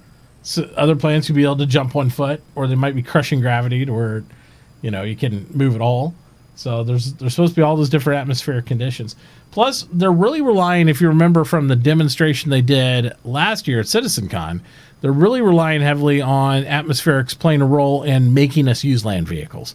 Some areas are not going to be atmospherically appropriate for you to actually land on with anything. You can't get there. You'll have to go to a safer area to land your ship, then rove in with a rover or dragonfly or on foot or however you got to do to get there. And that's how they'll facilitate more of that gameplay, so that way you're not just like, well, I can land anywhere. Well, sure you can, but you might crash if you try to go over here because it's not going to work out for you. And I love that aspect because it forces people to do the FPS mode of the game. Yeah. And requires you to have more assets, different things Yep. of that nature, so that's always good. So, you know, it's basically like when somebody asked again about the projectile thing, they said that's about deflections and ricochet, and they said they will happen, but not to the extent where the particle will traveling to hinder a ship. That's you know, you won't get a trick shot where I can ricochet a bullet off something and kill somebody 15 feet the other direction. You might get some ricochets and shrapnel damage on stuff, but you're not going to get like trick shot kills on things and weird stuff like that. So, they say also ship ramps and lifts are taken into account when you land your ship on rough terrain. However, there's a limit to how far the ship will account for terrain. Finding a suitable landing spot will be important. Same thing with the atmospherics. You're not going to just be able to land your ship on top of a forest if there's big fucking trees poking out, unless your ship's going to take some damage from the trees, I would think. So generally that's what we had for most this week. And there wasn't any deep dive questions that I think they asked too much about the team there, because it's mostly ship guys, and it was about mechanics regarding atmospheres and planets and ships and stuff like that. So that's kind of what they had. All right. So with that, that's all I got, unless there was something else that happened this week that you guys wanted to talk about before we dove into questions. That Banu merchant or that Banu gun they just in the newsletter a few hours ago. Yeah, the Banu gun's pretty interesting. It's exactly how I pictured it. It's just a big dick tease to me, though. I don't really want to look at it until I see the rest of I'm it's all like about the Banu merchant, man. That's gonna be my main chip. I cannot wait. yeah. So every little thing they do with that, I'm just like, oh full pop dog. There you Can't go. help it. But the thing I wonder, though, is how efficient is that thing going to be to fly around? Because everybody wants to fly. Just like when we run into the problem with like the Idrises and everything else and the Polarises, they're not really fuel effective. So unless you get up to the point where you're able to haul a big load, it's not really going to be effective to fly just the Banu. Yeah, that's true. I was kind of like daydreaming about it this morning, talking in my Discord about if you can actually park some of your ships. Like somebody took the Banu concept image and put it in the ocean, like it's coming out of the ocean. I thought it'd be kind of cool if like you could park it down in the ocean of some alien planet. It's nighttime and you got some Avatar shit going on, just like chilling. It would be a lot cool. of the time in the games you can just sit there and relax and enjoy the view and just hang out with your crew, Yep. So it'd be kind of cool to see that scenery in the background. It would be cool. Yeah, but it's got the whole bazaar that comes out of the bottom of it, right? It's like a mobile shop. Yeah. You can land and the whole bazaar drops down. It's like pre-made shops and all that stuff. So I think it's going to be a really cool ship. I just think everybody needs to be prepared. You're going to need your small ship. And your starter Like the Aurora. Yeah, like the Aurora. So you need your starter ship. But like Ben Lesnick said, people shouldn't get too hung up on like which starter ship to get, because he said in most cases you could potentially be out of your starter ship within 8 hours of gameplay. No, I don't think I'll ever change. I think You see that Aurora for life? If anyone doesn't know, the Aurora is the only ship I own and will be the only ship I own when the game launches. There you go, and that's fine. So. We all need crew. We all need other people, and we're all going to need pilots to fly the little stuff too. So I mean, it's one of those things you need. If you joined your crew, it's because somebody on your ship needs to die, or maybe all Possibly. of them. So yeah, Possibly. just gotta be wary. Well, you shouldn't market I'll bring that his now. Aurora to him in my claws of my reclaimer. There you go. Here's your ship. Yeah, reclaim the Aurora. There you go. Something that I was really hyped about was in Citizen of the Stars. They showed the dynamic lighting on a circuit board, and I play a lot of indie games, and two things that get you into the immersion. Mm-hmm. Oh, we lost his audio. Oh no, he's throwing the peace sign though. Yeah, I know. No, I know. he's frozen. Okay. There he goes. Sorry, There it's back. Two things that totally get you in the immersion is the lighting and sound. And them showing that dynamic lighting across the ship, I am super hype about. Yeah. Need more questions. Well, see, I've always felt, because they keep talking about how they handle all the lighting. I always thought that the pilot or whoever's captaining the ship should be able to control all the lighting. Because you get a boarding party that comes on, the first thing I do is cut all the lights. That's true, especially if you got optics like night vision stuff. That's it. Cut the lights. Make it as hard as possible for them to find their way through the ship, I want to see automated defenses too, like internal defenses. They'd probably be on capital ships, I would imagine, or something. That'd be cool. Like you have to take out a turret or something on the wall down there or something like that in order to get But down even the if you hallway. can set up something to deter them, like remember in Aliens, I think it was Aliens 2 or Aliens. Yeah. They had those self-mounted automated turrets, certain amount of rounds and movement down That the would be hallway. really with, cool. Trigger 'em. It would be cool. Of course, this is all down the road. We don't need that stuff now, but Absolutely. All right, guys, we're going to take a 2-minute break so I can get a fresh beverage and all that stuff. And I'm going to let you guys ask some more questions because right now we have one question. So you guys got I there. don't blame them though. Like it's kind of like one of those dry periods. Right? It is, We're waiting, but they could ask like, "What's your favorite color?" And that could be super exciting to answer that. Not really. No, but but we'll give them an opportunity there. We're going to take a short break, do that, and then we're going to come back. We're going to answer whatever questions we do have. We're going to get in there, and if we can get at least whoever asks the best question tonight will get a piece of Hangar Flair. So Wow. how about that? So and the panel here, us four, will vote on it. So whoever Can I asks ask the a best question? No, you can't ask no questions. Yeah, I want to ask a You question. guys are Aurora Hangar excluded. Flair. You guys are excluded. We're already making them follow you guys just to be able to qualify for the prize tonight. So if they aren't following you on your follower list under exclamation mark guest, you do not qualify for the $25 gift card. So we'll see you guys back here in 1 minute or 2 minutes or after I get beverage. And yeah, we'll do that. So be right back.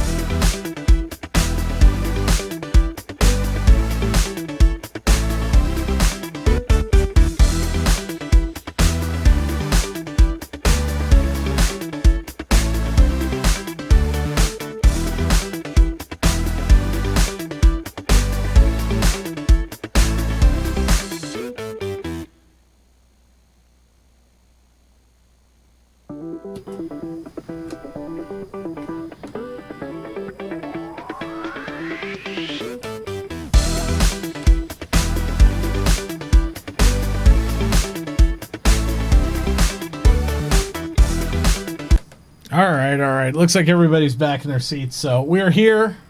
We're back. Oh, and we got some questions now. So to be good. All right.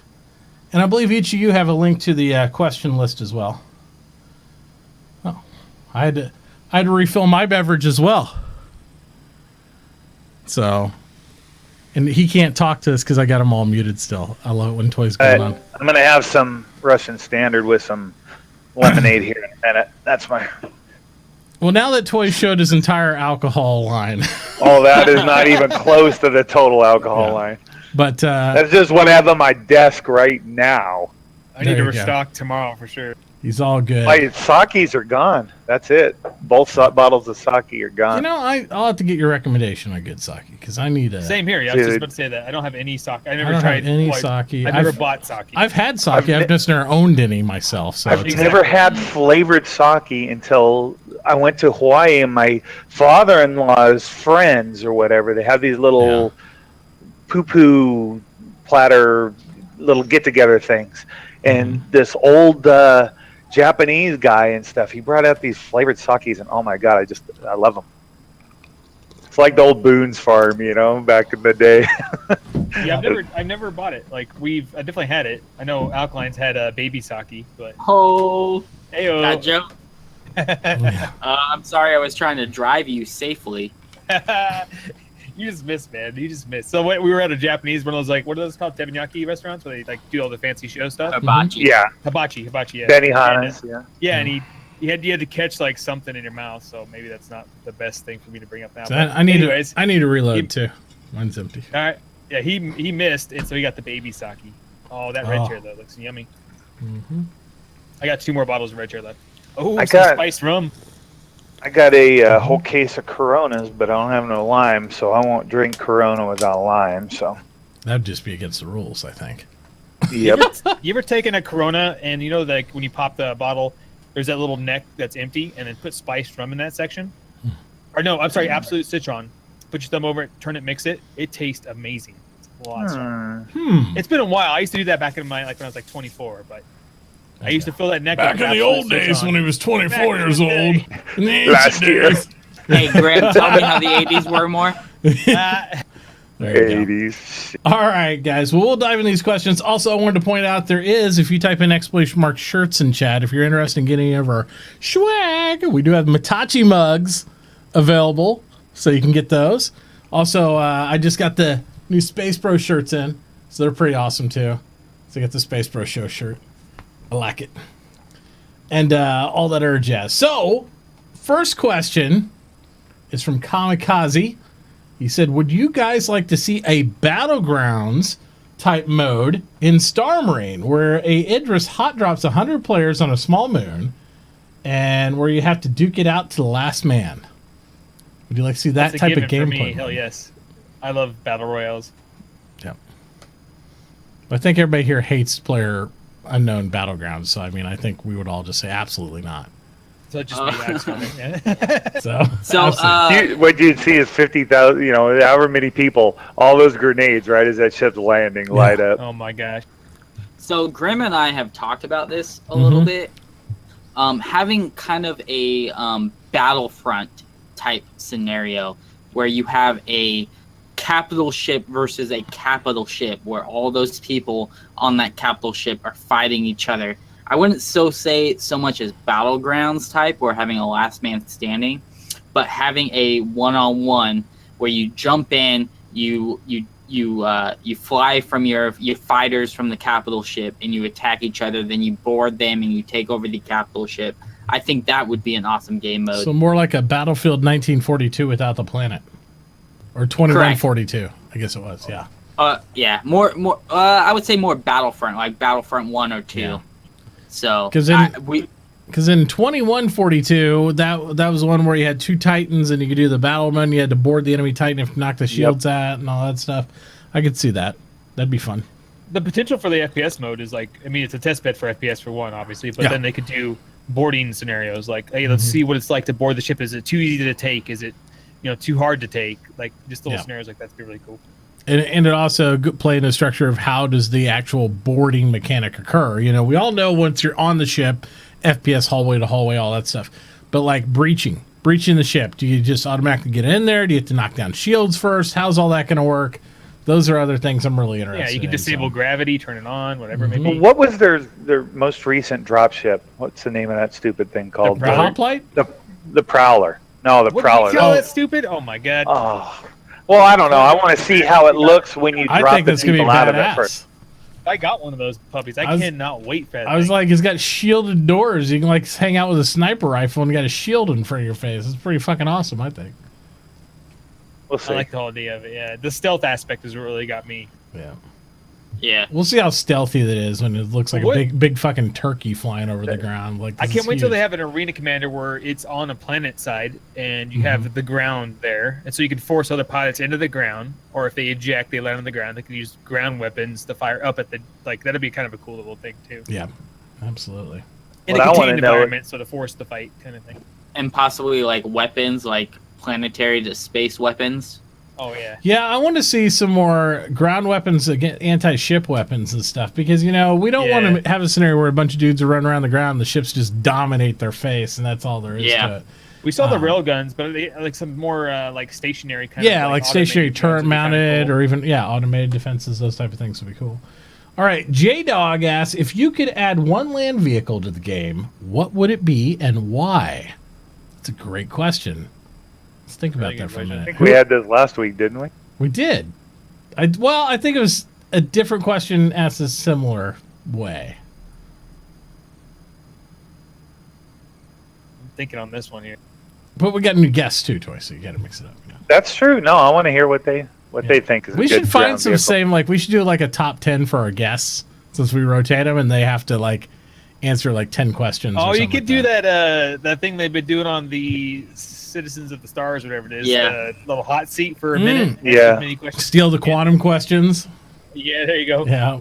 If What is I your was, name and what you would do? All right, go ahead, Alkaline. What do you got? Yeah, if I was to see one ground vehicle, I would want to see a vehicle that burrows into the planet and uses the planet. Like, obviously, there's going to be tank-like vehicles, motorcycle vehicles, but I want to see a vehicle that actually goes underneath ground and uses the soil as shielding, you know, and then controls something from there. So I think that would be kind of cool. Yeah. Now the pressure's on Grimlock because he came up with a good answer. Yeah, that was a good one, too. He was like, fuck. I want to see a recycling truck. Yeah. Ice cream trucks would be great because I like to get my push-ups. Push-up pops. They already kind of have one that I thought was really cool. Was that mining bot they showed a long time ago? That like apparently it's supposed to deploy off their Orion or maybe assist the Orion. It looks like a giant kind of spider, and it's basically they deploy a bunch of them onto a surface and they go. The mining spider thing they showed. Yeah, exactly. The single man giant mining spiders look pretty badass. They'll probably go with, I think, like of an industrial like machine, like something that's not combat oriented, but goes out there and does a specific job, like mining, or maybe containment of like some sort of like hazardous material, like kind of thing, like cleanup, kind of like that kind of stuff would be kind of cool. That would be cool. Actually, that would be cool. So there was actually a game called Viscerous Cleanup. I don't know if anyone's heard about it. Visceral cleanup, right? Yeah. So the storyline behind the game is you go through all these levels and you're cleaning up all the blood and gore from all the FPSs, so to say, that are left behind when you go and shoot up everyone. So you go and you clean up all these bodies, all the blood, and that's the game itself. Is you're basically a fucking janitor of these fucking FPSs. So having like a job where you're cleaning up after all these Rambos, that would be kind of cool. Yeah. I think the one thing, like with the Reclaimer coming out too, like I don't know, Togram, you mentioned that you're looking forward to the ship too. I look at the concept art and I think of Alien, like just like I get that vibe off of it. I just picture myself cranking some music in real life and smoking a cigar in real life and chilling in my Reclaimer doing my job. Like it just sounds so cool to me. That maybe sound really boring to some people, but I just cannot wait to be that guy just chilling on the bridge, smoking a cigar, reclaiming some shit. Like it's gonna be awesome. You know what's the movie with Bruce Willis and Lilu? The Fifth Element. Oh yeah. So you know how they had the ship that kind of that goes to the pleasure planets or whatever, kind of hovers over. So they need the ground vehicle that accompanies that thing. So it's like the Pope Mobile, but for the ground. You know, like a little train, so you can get in and view the animal life around the train. But your high class passengers are all in luxury as you kind of travel around the train. Yeah, that would be kind of fun. Speaking of Fifth Element, have you guys seen that preview for that Valerian movie?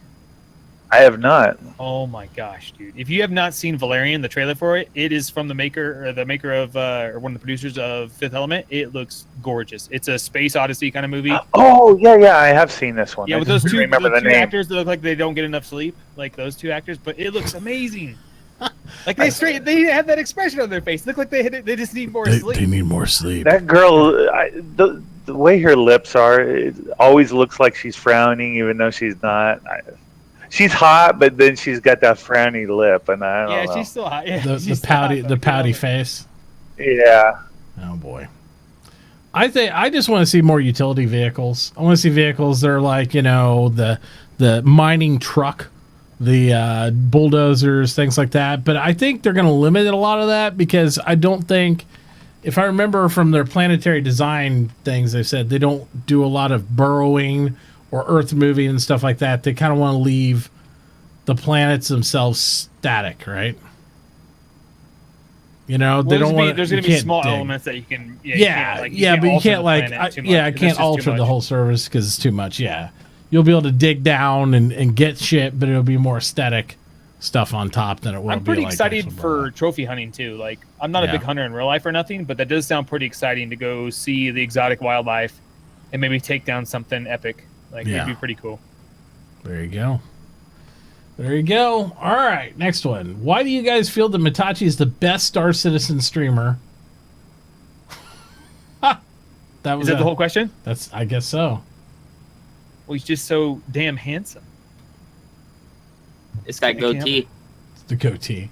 It's that facial hair. The super soul patch beard. Yeah, I'm jealous. That's all I can grow. All the Native American didn't let anything else happen, so that's it. I just shaved mine down too, so it's like a little scruffy little. Yeah, there ain't no mustaches. You shave your beard, Grim? I trimmed it. So. I gotta keep it clean. I don't want it to be turning into. And we're gonna skip Toy because we already know how much he worships me. You can tell by the way he mods for me all the time. All right, he's got you just a big poster of you on the wall. There you go. Fortune Black asks, he says, if Alkal1e Grimlock had a baby, why would it look like Tobitage? And who would the woman in the relationship be? Well, since I'm the only one that can grow facial hair, I'm definitely the Wow. There you go. Well, there's an answer. Are you sure? Because you don't even wear the pants at all. Man. I mean, how many times have I told you to shave your head and you Look shave at Fortune your head? Black trying to stir the pot That's on true. that. That's interesting. And why it would look like Toby Tish? Because I mean, he's our boy. Because you're slutting around on me, bro. Jeez. Oh, if you're Toby, the I'm gonna woman, find you, you're bro. obviously cheating on me. All right. So Zostart asks, like, how would you tell someone that thinking getting the game would be a good ship to start with? So basically, what would you tell someone thinking about getting the game? Where would you tell them to start with? Aurora. Yeah. Well, we knew you were going to Freelancer. Avenger. Like, if you're staying at $100 and you're like, if you're willing to drop the normal price of a game, like I think a $60 game, that's pretty common now. I think a $60 or Avenger for the Star System PU portion of it is hands down the best starter. You get cargo capacity, you get a pretty well armed ship, you get sleeping quarters in there. Yeah. It's just all around. It's my favorite starter ship, hands down. The Avenger would be pretty good because it'd be with the game package would be like $90. I think it's $75 with the game. $75. Yeah, because if they don't have the game already, I think the Avenger is the best way to go if you don't want to be in like a starter ship. But otherwise, if they're really unsure, I'd just have them get a starter vessel. And it really doesn't matter which one because you can swap them out. You know, you can melt and get whatever you want. It doesn't matter. But if it was between the very first ones, then there's the rework Aurora coming out, so maybe this will count them. Everybody always says I like the Mustang. Yeah, everybody says get the Mustang and then buy the LN because you get the $5 bonus. I'm like, if you're so tight on $5, you probably shouldn't be playing Star Citizen. Exactly. In my opinion. Like, well, I can't afford the game. I'm like, well, dude, it's $45. Then don't play it. You shouldn't be asking that question. Like, until you can actually afford it, then Yeah. So my advice is purchase what you can afford and then melt and try other ships the same price, because the balancing is going to change by the time the final release is going to happen. Absolutely. Exactly, so obviously purchase what you can afford, and then try all the ships in that class. And don't buy you can earn it all in UEC. game too, of course. So just get a starship. Don't waste your money on UEC right now because we have no idea where that's going to end up money-wise, because people are already buying $200 worth of UEC and shit, and I'm like, that could be worthless. I heard people doing that, like you could buy a limit a week or something like that, or a limit a day. I'm like, dude, don't do that because you have no idea. You can spend $200 and it could be totally worth nothing. By the time it comes out. We have no idea. Space whales? No, J-Dog. We're not talking space whales. Wait, who asked that question? J-Dog.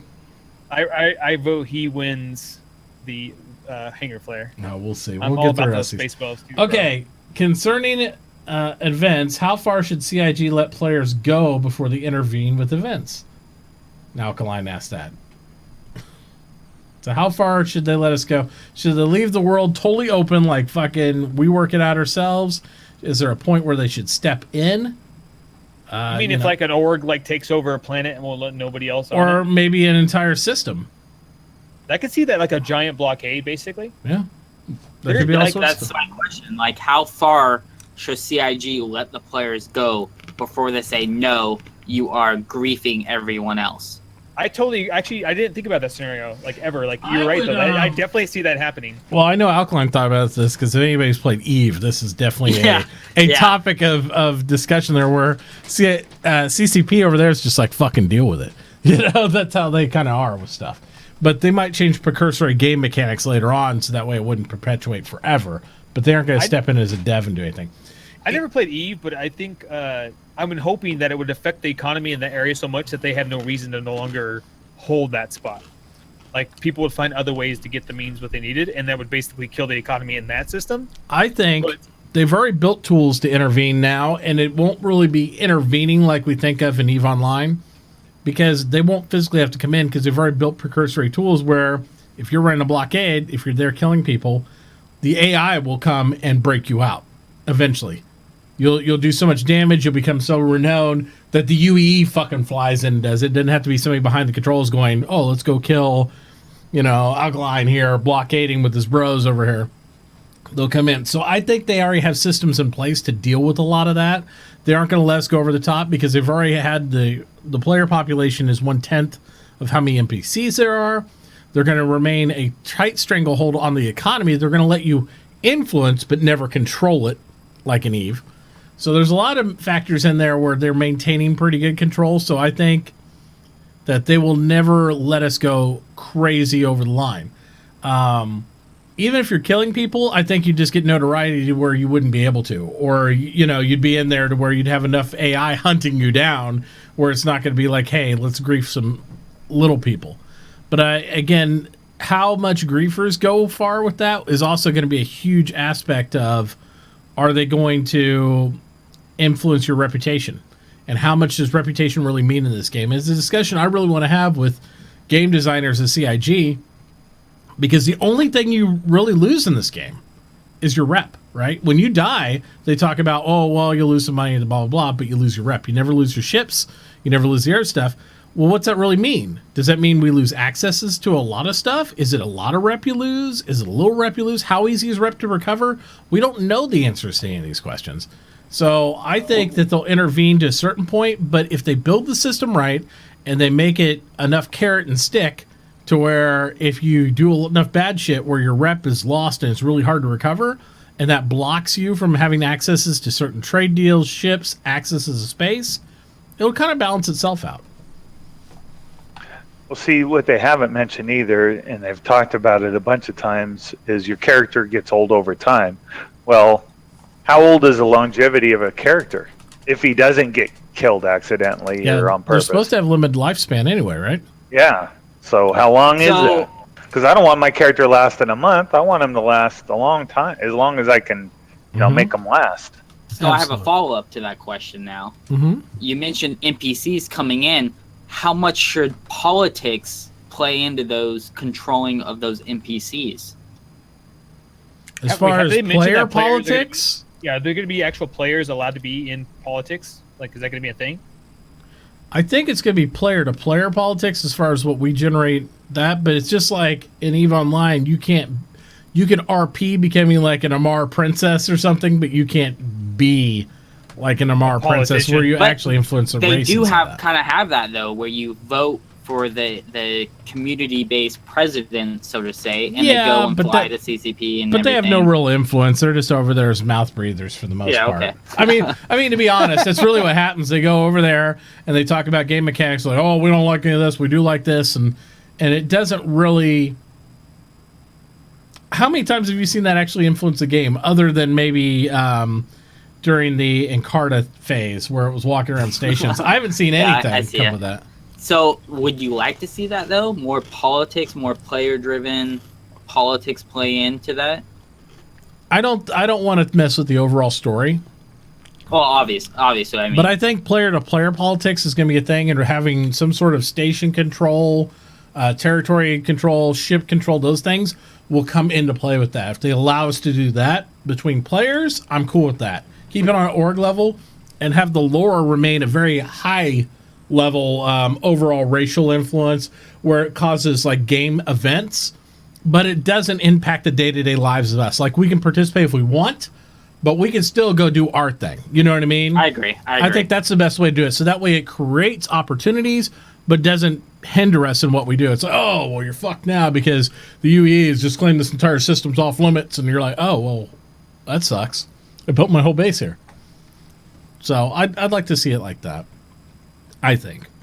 Although I would like to see some sort of player council thing would be cool. But I think CCP is just, that's a whole carrot stick thing with them because they allow you to go over to Iceland, and that's always been a big deal with FanFest, and then with the meetups and the meetings and all that stuff. Here, I think CIGs have advanced enough with Spectrum and everything else that we could actually just fucking let them know, like live, through interfacing on Spectrum with them and the devs. I mean, it's a lot easier to get a hold of a dev of CIG than it is CCP.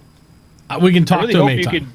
I really hope that a player can become notorious, like not just like, you know, where they're written like into lore circle. or something. Yeah, like you know, Alkal1e is famed for killing, you know, X amount of people. Like if he comes aboard your ship, you know who he is. I would only support that if their story is written into lore after that character dies.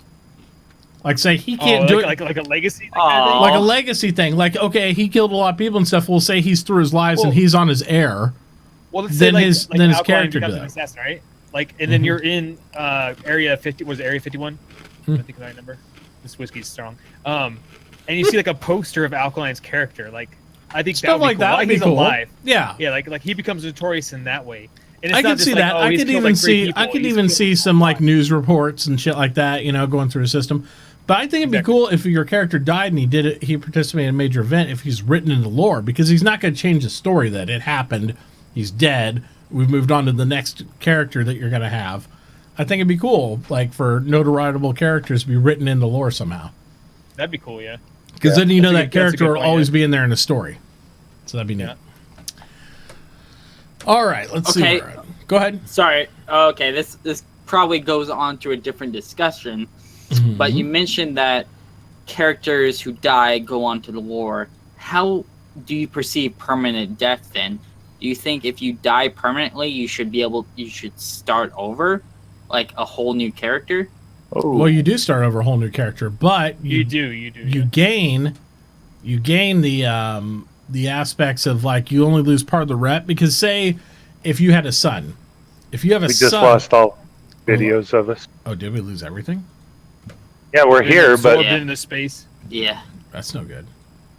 So let me clarify it. I think it what I fits mean. it. When you die, do you need to create a whole new character? Meaning you have a whole new name. You've lost all the reputation you have. You can, or they said that you could do that, because you could create a son, or you could use an NPC that you already have existing and embody them. So it could be somebody that was traveling with you. It just depends on how you want your story to go. So you have I those thought options. they said that you would have some of your reputation would travel with you, but it would be like, you know. They have your faction reputations, right? Again, they haven't defined what reputation actually means fully, or all that stuff. It's been very high level shit. They've said that you would lose a portion of it. They haven't said if it's 25%, 50%, or what. And what's that really mean? Because in my book, reputation, like say you're a pirate, your reputation that you want to have is with other pirate entities. So you have good favor with them. You're probably gonna have negative rep by precursory with UEE because you're a fucking pirate. So let's say I'm a bad guy and I die. Does that mean I lose negative rep too? Does that get me better entwined with UEE and less with my pirate buddies? Does that even make sense? Because that would be a method to reduce your bad guy level. How do they know what you want and what you don't want? That doesn't make any, you know what I mean? So it's a lot of conjecture there. Losing rep through death, they haven't defined. Like maybe I am a pirate 25% and I want to be a good guy. Maybe killing myself makes me lose that pirate rep. You know, or the cursory, I'm a good guy and I die. Do I lose the positive rep and gain negative rep? Well, I don't know. They said that a lot of the stuff that happens in the verse is going to be player driven, right? So, I mean, I guess it'd be a reputation between you and the other players. No, but but you have one where your mission sets is what they're specific accesses and entities and stuff like that. Yeah, make sure to determine your missions. But as far as like other players go, like you could be bad one moment. Well, you're not going to lose that rep with our players. If I hate your guts when you're Grimlock929, and if you're 123, then I'm still going to hate your guts. You know, if I'm a player. Yeah. So that doesn't mean anything. Grimlock. But if you're part of a pirate band and you got a good rep with this black planet of pirates where you go to sell all your booty you get, right? And then you lose rep, maybe they're like, oh, you're so-and-so's cousin or so-and-so's son, so you don't get those same prices that your dad did or the guy who died did, because you haven't earned those stripes yet. You see what I'm saying? And then, sense, yeah. And same thing is, maybe the UE is like, oh, they would have killed your dad on sight, but since you're his son, well, we'll give this guy a chance. Maybe we won't hunt him down the same degree. We don't know. We don't know how it's going to influence that, because mostly when you're dealing with reputation as a penalty or a perk, it's your relationship to NPCs, not to other players, because they can't influence that. It's whether you're a bad guy or good guy, friendly or hostile to NPCs. Now, Eve does it really well with a multiple reputation system, right? You have criminality, and then you have actual, reputation to entities as far as like races or individual companies or whatever. So they have a multi-pronged system. And if you're really friendly with criminality, then you go lower with the good guys, the police. And if you're a really good guy with the police and you do a lot of missions, you usually go lower with the pirates.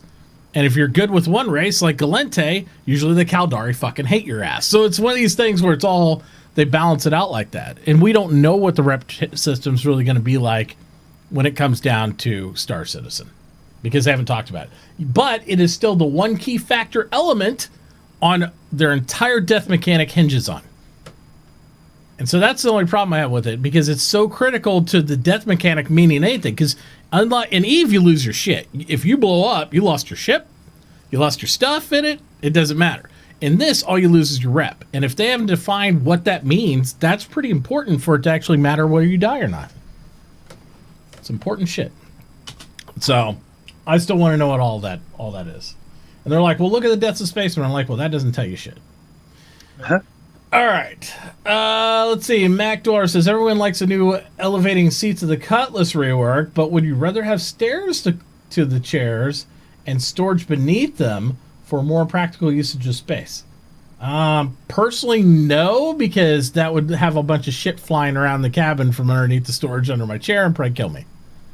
But I agree with you, Mitauchi. Like in the ATV, they mentioned was the red and the blue. It was for police and emergency services, and the black were for pirates. Mm-hmm. I don't think the Cutlass is meant for transport.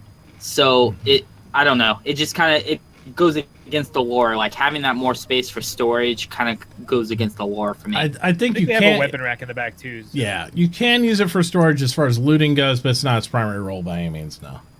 Yeah. Yep. What I want to know is they keep talking about this illicit cargo, and I know in the Phoenix they specifically mention it's supposed to have this little cargo section that's supposed to hide stuff from radar. Or any of these other little ships going to have that? I don't know. It'd be a good ship to it, because the Cutlass could be the new Millennium Falcon. I mean, they keep selling it as non-pirate ship, but did the Kelso run in? Yeah, in 12 parsecs. I mean, but the Phoenix specifically has a section just for illicit cargo. Is the Black going to have something like that too? I don't know. It's a good question.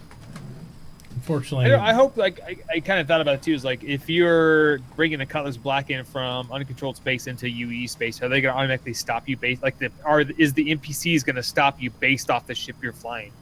That's profiling. There's a good road. It happens I would in think real you life. get. I would think through That's jump points. reputation right there. I think It's through the jump reputation of the points, ship, like though. monitored jump point areas between systems, they would have some sort of customs agent, similar to what they do in Earthspace games like Eve, where it does precursory scans. But maybe if it's a known pirate area, they're going to pay a little more attention to the Drake boats. Maybe check where you came from. Yeah, where you jumped in from. Oh, yeah, where's your registration at, huh? So, J-Dog asked, he said, if you could choose one game mechanic to add into the game for 3.0, what would it be and why? So if you I really want disabling the ships because I want to be able to board, like not just destroy the ship.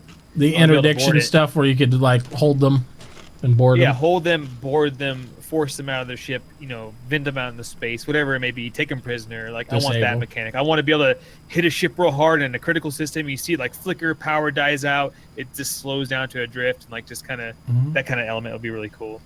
Well, see, they got the Warlock. The problem is the Warlock only, disables the ship for 5 seconds. You can't even eject out of the Warlock by the time that ship gets back online. Exactly, yeah. And you got to power it down if you want to do it efficiently. Like, they need that tractor beam they keep talking about. Where it hold them down. So one ship disables it, the other ship comes in and tractor beams its ass. You know what I mean? So it ain't jumping away right away. I like knowing like the idea that, hey, that's a constellation. Its weak point is here. We're going to target that specifically, and it will cause the ship to lose engine power, or lose shields, or disable gravity. Kind of like they do in Elite Dangerous, where you can target different systems and stuff. You know exactly where their ship's weak point is because you're experienced, and you can disable it that way, and then you can do whatever you need to do to it. So that's something I would like to see in the 2.0. Because I know they got mining coming like to the basic amount, and then they have grabby hands cargo to the basic amount. So that's already going to be there. I'm assuming assuming that stuff's there. So yeah. All right. What about you, Alkal1e? What are you a mechanic for 3.0 that you particularly would like to add? I don't think about 3.0, but like I mentioned, like politics, being able to have that power without action. So introducing bills into a particular sector. I mean, you cannot enter with this. Having that power, like bills, laws, politics. I don't know. That's just me. That's what appeals to me. So having that feature, you cannot enter with the Cutlass Black, or you have to have so much stuff. I don't know. That's just me. Power without, action. Be interesting. Yeah. Toy? I don't know. I think I've already answered. I think we answered this one. He wants a sake stand. There you go. Yeah. All right, moving on. Because we're at midnight now, so we're right on time if we hurry up here. With the obvious imbalance in the number of people building mechanics, and the number of people on the art team, do you feel CIG is restricting the pipeline on functionality for the sake of precision, quality, or control? That's a good question. Or are way too deep for me. Or are they just not able to find enough talented people to do what they need them to do the way they want it done? I feel like maybe it would probably take me half an hour to really truly interpret that question. Well, basically, here I'll summarize it for you because I get what he's saying. He's saying with the imbalance of like having a large art team versus having more people put on the mechanics team, on the actual design and mechanics team, do you feel like that's actually restricted the functionality, like the pipeline to make more functionality for the sake of like quality control and all this stuff? Or do they just not find enough people on the other side of the ball to hire? Gotcha. Okay, so I kind of feel like, so you got these back-end systems that are required to run this amazing game going really slow versus like the ship pipeline team, the art team, the asset teams, creating all this stuff. Well, when they're creating all these assets, and then you got this design team doing the back end, like when that finally drops, the amount of content that's going to be available, I think is going to be really good. Like there's going to be a ton more to do. Like I kind of feel like it's a good balance. Like you don't want to have like them neck and neck, like one ship, for one system at all. You want 100 assets for maybe one system. So when they put that system in, you get a bonus of 50 or maybe not that amount, but like 10 assets and stuff like that. I don't know game development, but that sounds like, to me, that makes sense. I guess I wish it was faster, of course, but it makes sense to me to be able to crank out a ton more assets. Then when the system comes online, you inject those assets, and then boom, you got a ton of content. I would not want a whole studio or 300 plus people all working on netcode. I want a small team focusing on netcode, and then put all the rest doing assets and all that stuff, because that's your meat and potatoes in the game, is your content. So you need the games, and that's what's killing all these brand new games that are coming out. Yeah, they seem like they're great games and they're semi fun, but there's no content. Yep. So I want 90% of my team working on content, and that 10%, which is your very best guys, focusing on that core engine, the core netcode, the core stuff. You got your best, your smartest working on that. Everybody else you put on asset. Well, and I think the challenge you have there is the fact that the reason you want it that way is for different reasons than what our major game companies have it that way. Other major game companies don't care about the content. They're a one and done. Like, take Mass Effect for example. It's a standalone. This is what it is. Yes, they'll have a DLC, but their DLC is probably already done. They're just time releasing it later down the road, right? It's like, here's what we'll give you later on down the road. So they don't need that team. An example of Star Citizen, why you don't want to have, like you used the example, Toy, of a large netcode team. Once they fix the netcode, if you say you bulk that up to 50 guys, is 50 guys going to solve the problem more than 10?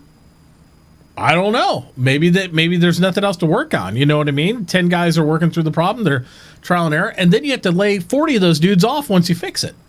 Because you don't need 50 netcode guys once the job's done.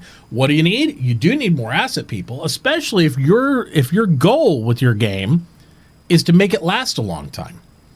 Right? Who asked this question, by the way? Mm-hmm. That is the best question. Yeah, I just took my vote right there. Whoever asked that question, that was an awesome question. That was Thrace. That was a good question. It's a really good point too. Like people are like, well, they need to just get the whole team cranking out this or that. Like, but Thrace can't win though. When you get that system online, you get people online. If there's nothing to do in it because the asset team was the same as the back system team, then it's going to last for a couple weeks, couple months. And again, they're building a team to last. They want the team to be there. If you're building a game like Call of Duty, you build what you need for November. Oh, that's just the copy and paste button. Yeah, and you just sit there and go, okay, never mind, and then you fire all those guys when you're done. They're not looking to do that. They're looking to perpetuate Star Citizen for a long time, so they need an asset team to be there through this build, through expansions, through Squadron 42, through the next 2 titles. So they want a team of artists and stuff that are there and develop for a long time. They don't want to bulk up a team that they don't need.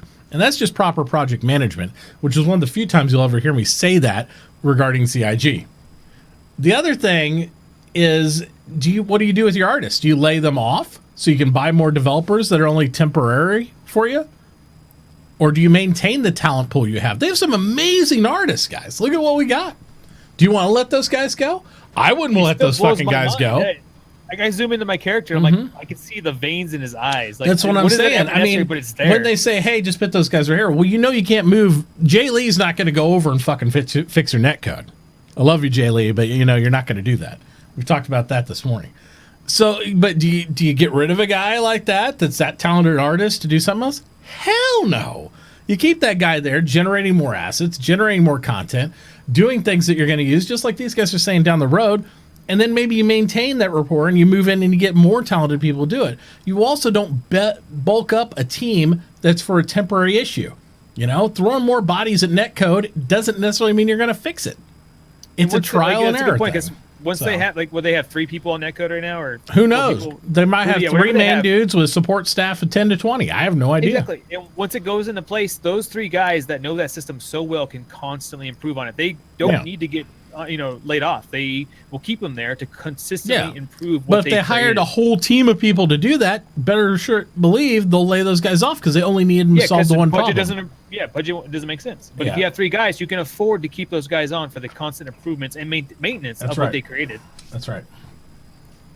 But that's business stuff, Business. Big business stuff. All right. What org do you think will be the first to walk on a planet? To walk or crash and burn? I can answer that question right now. Org is called Evocati. There you go. Damn straight. There you go. And follow-up question, do you think that org flags will be in 3.0? No. Wait, what did you say? I'm sorry, I missed that one. He wanted to know if flags for orgs, like actual having flags stick in the ground, would be in for 3.0. What do we think? I'm like, no. They're not going to have customized flags for your org. In 3.0? No, 3.0. Not 3.0. Not 3.0. Yeah, Down the road, sure. In the future, you'll be able to. That's one of the easiest things to make. Any asset where you can just put a logo on and just be there. That's 3.0 is going to be pretty bare bones. Yeah. Yeah. Well, the one thing I've that they haven't put in yet is remember when they showed off that coloring system and they cycled through all the different color combinations on the Saber? Yep. It's like, why is that not it? Like, that might hit 3.0. That'd be cool. Like, because they want to be able to say the individual colored ships like they're trying to, and call them variants. Oh my god, no, don't go that route. Don't go that route. Ooh, They're like, with some I would like to say this for a marketing aspect of CIG. Don't talk about the fact you're going to have tech to make your ships any color you want while you're trying to sell different colored ships at the same time. Probably not the best idea to and do. add some shag rug. You know, probably not the best. Appreciate your honesty, but if you can say, hey, now we're going to sell you this beautiful red mug. Oh, don't worry, down the road, you can change it any color you want for absolutely fucking free. You know, and like, probably not the best way to go. But anyways. When that variant thing came online, like the what is it, the Avenger, Renegade, and so on, I was just like, wait, no. That's the one ugliest paint job ever, by the way. I was like, it's not even that. Like, it's just, I just stepped back. I was like, wait, no, guys. You could have sold these as skins. Yeah, like, sell the skins, and we'll buy them by the dozen. Like, don't call them variant. Just be like, when you buy a Gladiator, sorry. I will say, you have a drop-down box that says, do I want this weapon combination or this one? And we talked about this back when the variants first came out in the SpaceBro show. The one positive thing about them selling variants is it provided new players that didn't get the opportunity to get those ships in an LTI format, they could get them in LTI. So that was nice for them. But the again, price hike though, I could not just LTI doesn't matter, blah blah blah, all the other jazz. But yeah, still, for those of us who are a little obsessed with LTI, Roy. So there you go. Brew Magoo asks, I love that name, Brew Magoo. Magoo. Yeah.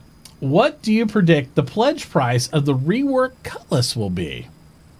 It's currently $100. You know, what do you think? What does the freelancer cost right now? 125 or 110? 110 for the basic vanilla. Okay, I would probably, because I think it has more armament than the freelancer. It kind of offers the same kind of. I don't want to call it a trucker style. Like it has, I think it's going to have relatively kind of a close amount of space, but it has a lot more weaponry and aggressiveness, I guess. So probably, I'm going to shoot for 145, 150, 150 being high, 150 being high. Like probably 135, 140. Okay. What's everybody else think? Give me a price on the new Cutlass when it drops. I think they should keep the same price. Well, I would. There is an argument to that though, like because.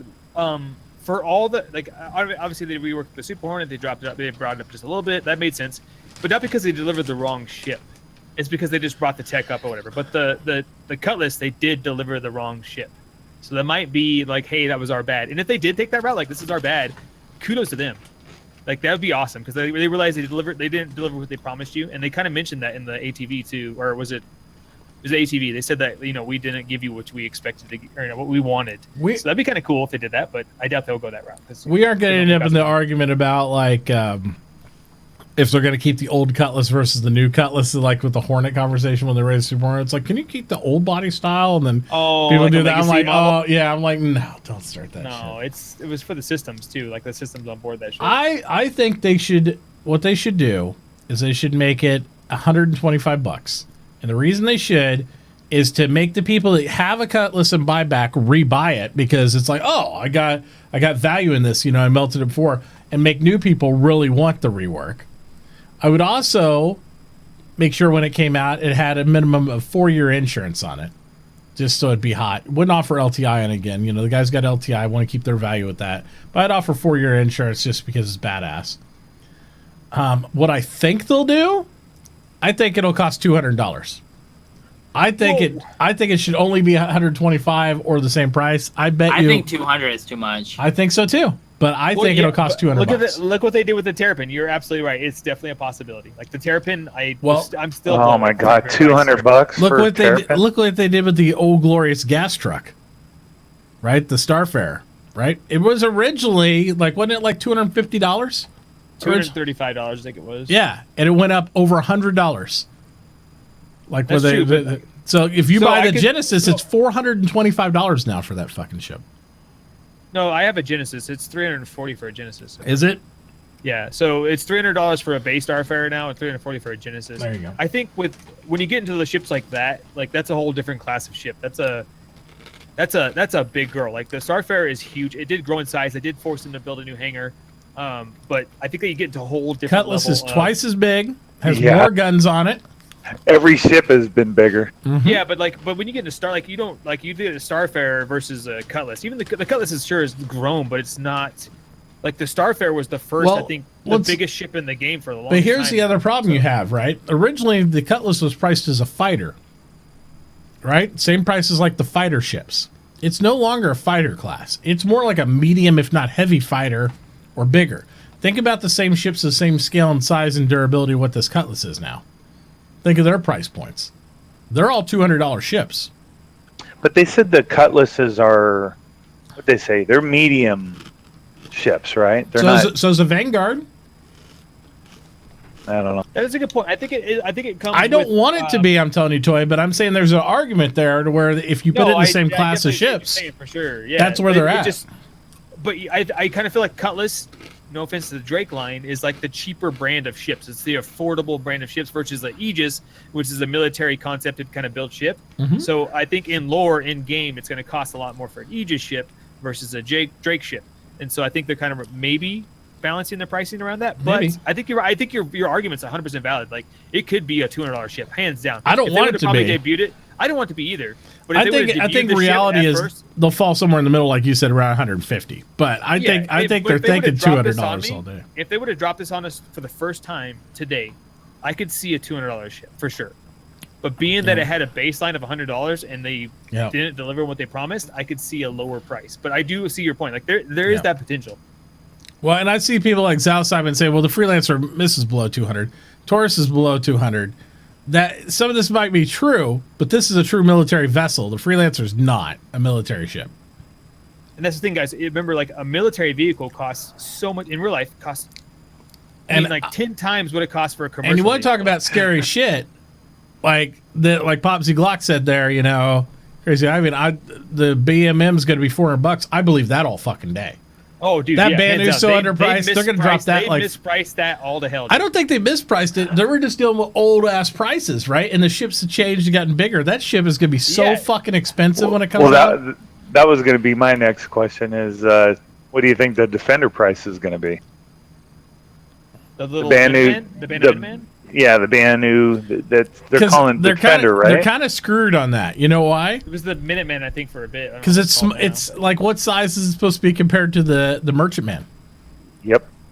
And the Merchantman's only $250. So you really think they're gonna come out with the ship and be like, "Oh, this is like $100"? No. You look at the Vandal Blade; it's $250. And it's a fighter. It's a small fighter. There's no consistency in their pricing metric. Yeah, at all. Like, it's all over the place. Merchantman, which is bigger than any hangar we have, like it's not gonna. It's the same prices of a Vandal fighter. Like, come on now. Yep, that's going to be the biggest appreciated eBay ship ever on the black market in all time. I think we're going to get a $300 Banu fighter, like somewhere in there, like an expensive, because alien ships are now expensive. This is a purebred alien ship. It's not a replica like the Espria stuff or Esprian. But I think it's going to be terrible. I'm anticipating a really expensive Banu fighter, and I think when we see the Banu Merchantman hit the line. Either one, the game's going to be ready to go to beta, so it won't be on sale anymore, or we'll see this giant. What they'll do is the Banu will buy 20 more Banus, sell them on eBay, so we can afford the Defender.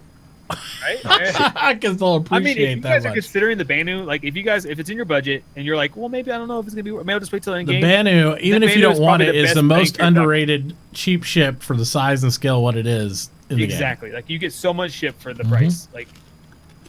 I like Alkal1e dancing. Absolutely. All right, moving on. 2 more questions, and then we're done, guys, and we'll draw the $25 gift card.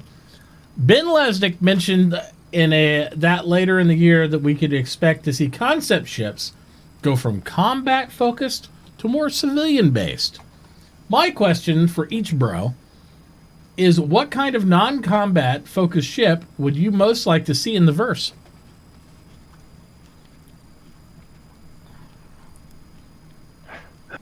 I mean, that's easy for me. Go for it. Reclaimer. Salvaging? Yeah, salvaging. Absolutely. So mechanics aside, I am a trader at heart. Like I've always worked economies of games, like World of Warcraft. That's all I did was make a shit ton of gold and sell it for real life money. That's all I ever did. And so I did a lot of raiding actually, but I really want to get into the economy of the game. So I'm looking forward to the Banu Merchantman, like hands down. I want to do trading. I do have a reclaimer, so I'm looking forward to that too, and smoking my cigar and doing that. But I think that trading and making that in-game dough is going to be awesome for me. Like, I can't wait to see that. I think I agree with Grim. Like, having that trader merchant type ship that makes you money at the same time, I agree. Like, I mean, depending on what type of professions there are for civilian, obviously we're going to have combat ships, fighters, defenders, all of that. We need to know, like, what type of civilian type ships there are going to be, traders, salvagers, as Toy mentioned, stuff like that, miners, knowing those type of ships. So I've always been a fan of manipulating the economy because I'm very, I like to deceive people. So we know not to trust this guy at all. He's mentioned being deceptive like 8 times during this episode. Yeah. Your robot, Toy. Megatron. Yeah. So Megatron, everybody. I mean, that's what makes me have fun, is to deceive people. That's me. That's what I like to have fun in game. There's a theme going around you, I think. Mm-hmm. I know. That's why I love the game called Deceit It on Steam. By the way, you guys should pick it up. It's a pretty fun game where you lie to people. He's not sponsored or endorsed like by Deceive It either. No, I'm not. Sponsored endorsed by Coca-Cola and Monster Energy drink. There you go. So just being that persona of being able to lie to people, and having those ships that support that. That's the type of ship I would like to have. Yep. That's good. I actually see the ship I would want could be used for either both combat or non-combat. I want a probe ship. A ship that actually launches like drone probes, just like in Eve, right? They don't talk about anything like that, where it's like a little probing vessel, so you can go out and scan objects, scan surrounding areas, and actually not be at that point in the system. So it's not just like a range off my ship, like what they're talking about right now, but I could launch probes and scan different small regions of the entire Carrick, system. though, can do that. Carrick's going to have those, right? Yeah, Carrick's supposed to have those. Yep. That's the one thing that people forget about that. It's going to have probes, it's going to have a rover, and it's going to have a something the size of a Herald, though. I'm talking about small ship, like a single-seater, where I don't need to have the huge crew. Maybe? Yeah, I can send out. Maybe deploys drones, though. Yeah, something like a scout ship, like I could put on my Polaris or something where I could go out and scan a region, or if I'm on a mining vessel, it has multiple applications, combat, non-combat roles. I could find belts, I could find all that. Right, yeah. That's a huge role, like knowing what's there and be able to sell the information. Because do I want to have to go out and buy a Terrapin or get a Carrick to go out with my mining ships? I think that's kind of silly. I think you need to have scalability with that. And I think it'd be fun to have a small, something that $100 or less, it's a probe ship. I'm super excited for what he said with this non-combat ship. So we got the next Banu ship is a defensive combat ship. After that, we're going to probably see a bunch of non-combat ships. And I really hope there is some that are under $100, so people don't like when they see starter ship. It's no longer the Avenger, Mustang, and Aurora. It's you get this nice. You don't have to get a combat ship. You can go into something that's not even combat oriented. I really look forward to that single-seater salvager, single-seater miner, scanner. That'd be cool. I agree with you, Grim, because not everyone likes to PvP. So a lot of people like to PvE. So having that non-combat ship combination, I think, is going to get a lot of players into the universe. Yep. And I think every game needs victims. So I support non-combat. Okay, so the PvE people that complain about PvP, right? Like, I think that in this game, that space is dangerous, and it should always feel like that. Yeah. Like, you should never feel safe, and that means you can call it griefing whatever you want. You should always be aware of what you're going into, what you're at. Like, you can't just go find, like, some giant rock that's made of unobtainium or whatever it may be, and then think you're just safe mining it. You're not the only one that's scanning that area, and they will fight for it. They will kill you for it. They will take it from you. Even if you do get it and you're halfway home, you got to think about every element, and every element should be scary to you. Like, there should be a threat, unless you're prepared. And that brings in more to the economy, brings in other gameplay, brings in other players. And it just I like the whole player-driven content about this game. That's really, besides the beautiful ships and the idea of the game, like, that aspect, that potential of, like, hey, my wife's 2 systems away and she's in trouble. We've got to get a band together that can handle the threat, get there in time, and, like, the group, like, the scenarios that happen, just really excite me for this. I know, especially when you get over there and you find out Mitauchi's already helping her out. So then you're like, shit, oh, then it's good. Man, I thought you were my bro. Then you got Overwatch. RP. Overwatch, bitch. No, anyway. so yeah, I think there's a lot of different player interaction you get out of that. And, you know, even if you're not an RPer and stuff, I mean, guys take a lot of stuff like it's all RP and whatnot.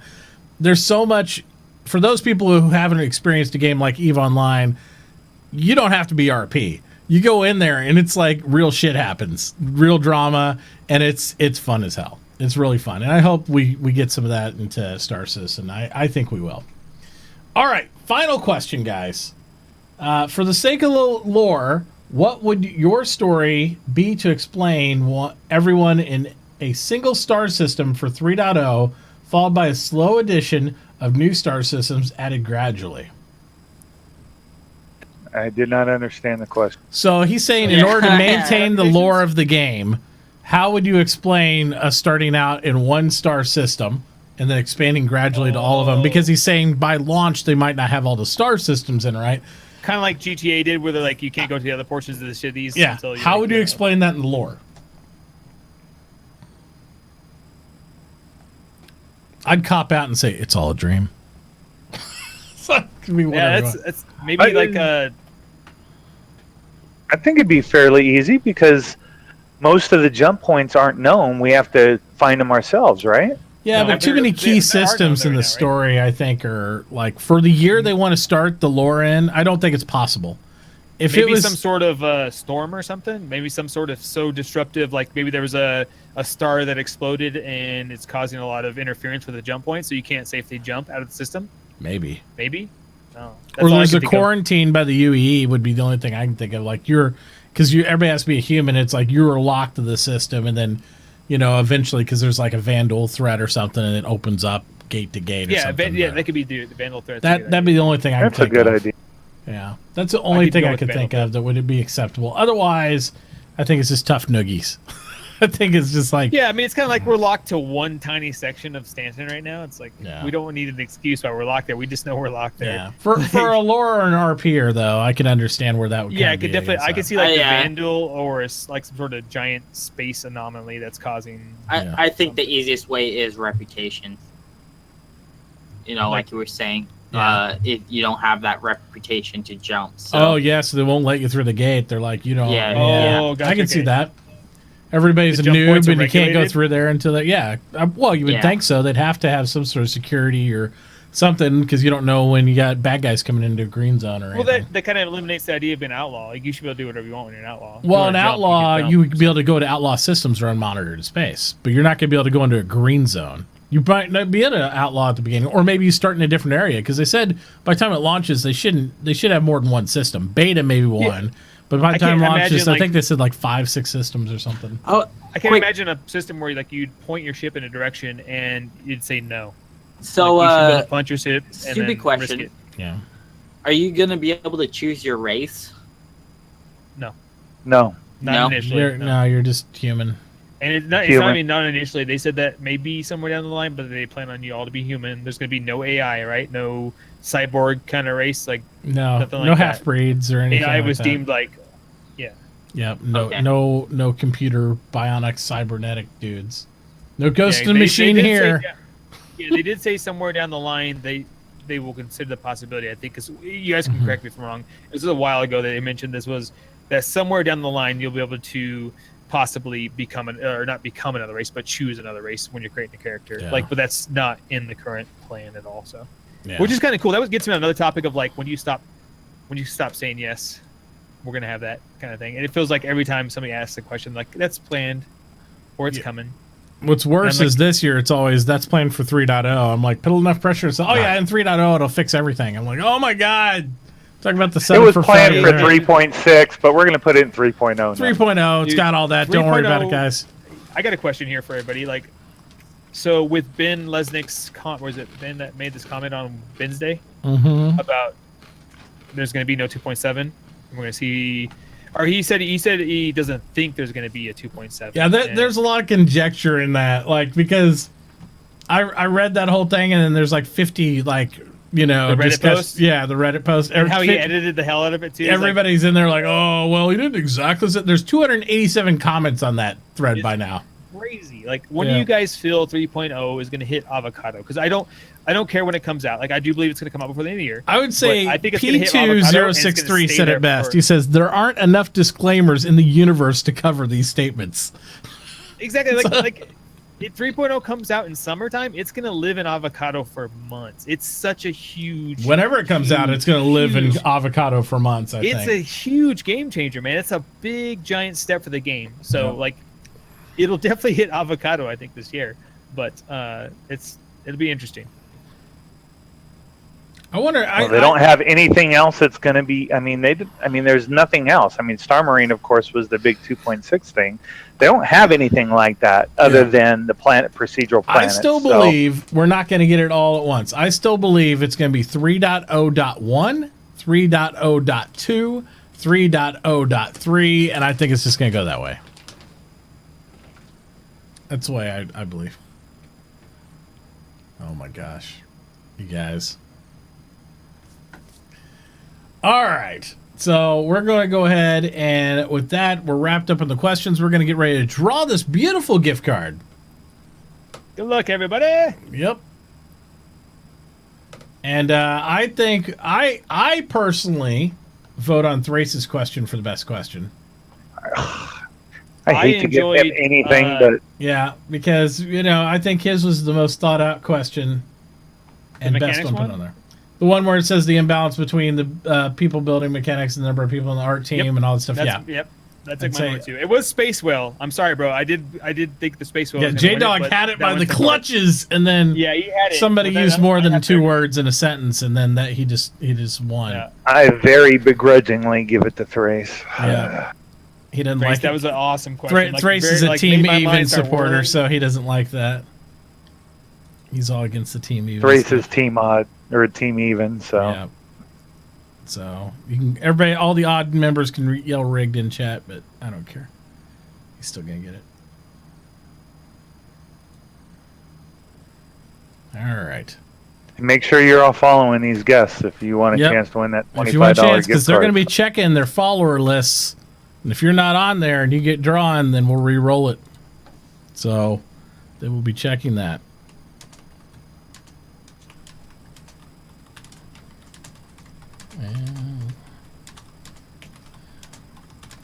And guys, stick around afterwards. We will be playing some Flair Battlegrounds Unknown, at least a few rounds of it, before we kill off for the night.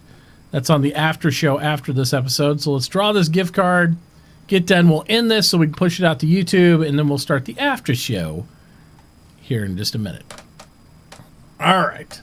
So Mitauchi, Toy Grubbin, Space Bros, thanks for having me on your stream yet again. Man. It was awesome. It was really amazing this time. I had a really good time. So yeah, me too. Definitely. You guys are always welcome back. It's always fun to have new people on and some of the good old school guys and stuff. We always have good discussions and following our favorite game in the world, Star Citizen. So let's see here. So we'll send if you guys aren't subbing to Mitauchi, you definitely should. I just resubbed. I just realized it dropped off. So I just resubbed, my man. You're an awesome dude. Like, that was a fantastic show. I haven't really been on too many podcasts myself, but that was, for me, it was entertaining and it was awesome. So it was hopefully we'll be starting their new podcast here before too long. And it's all about streaming. If anyone has a Twitch Prime, go ahead and click the button above to subscribe to Mitauchi.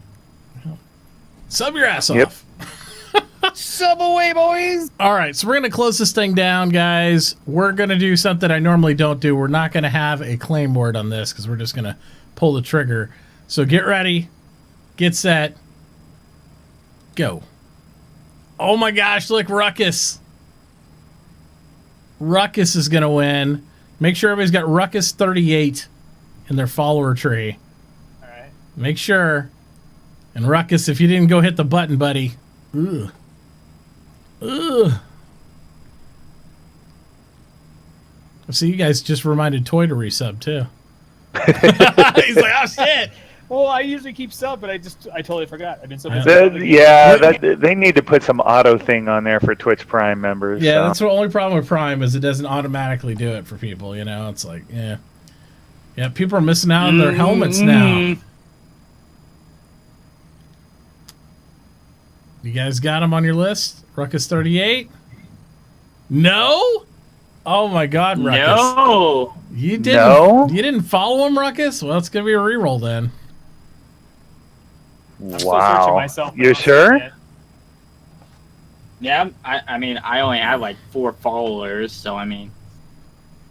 Those bad men. Well, that's pretty easy. Pretty easy for him to determine then.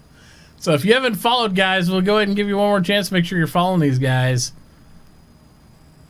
Get both of those guys in and Mitt. So Yeah. that's a requirement. Yeah. Wow. It didn't even cost you money to hit a follow button either. I mean, come on. No. Well, I guess it did cost him $25. Well, yeah. All right, guys, we're gonna draw again in 3, 2, 1. Oh my God! Then Dane won. Wow. Well, let's see. Let's see Nice. if he actually's on and followed anybody, or if he's got his head up his Well, I butt. know he's not paying on. attention. I don't know if he I know. followed everybody though. Got me. Oh, he's- Nice. All right, What Grim. about Grimlock? Yep, he's on mine too. All right, Nice. Indane. Congrats. It pays to play, baby. Congrats, man. There you go. I don't know, man. Thank you for that follow too, by the way, dude. Yep. Everybody that followed tonight, thank you guys very much. Thank you, Mitauchi. Yep. Yeah, absolutely, absolutely, guys. I'll Glad call to you help. out later, but thanks everyone. You're all right.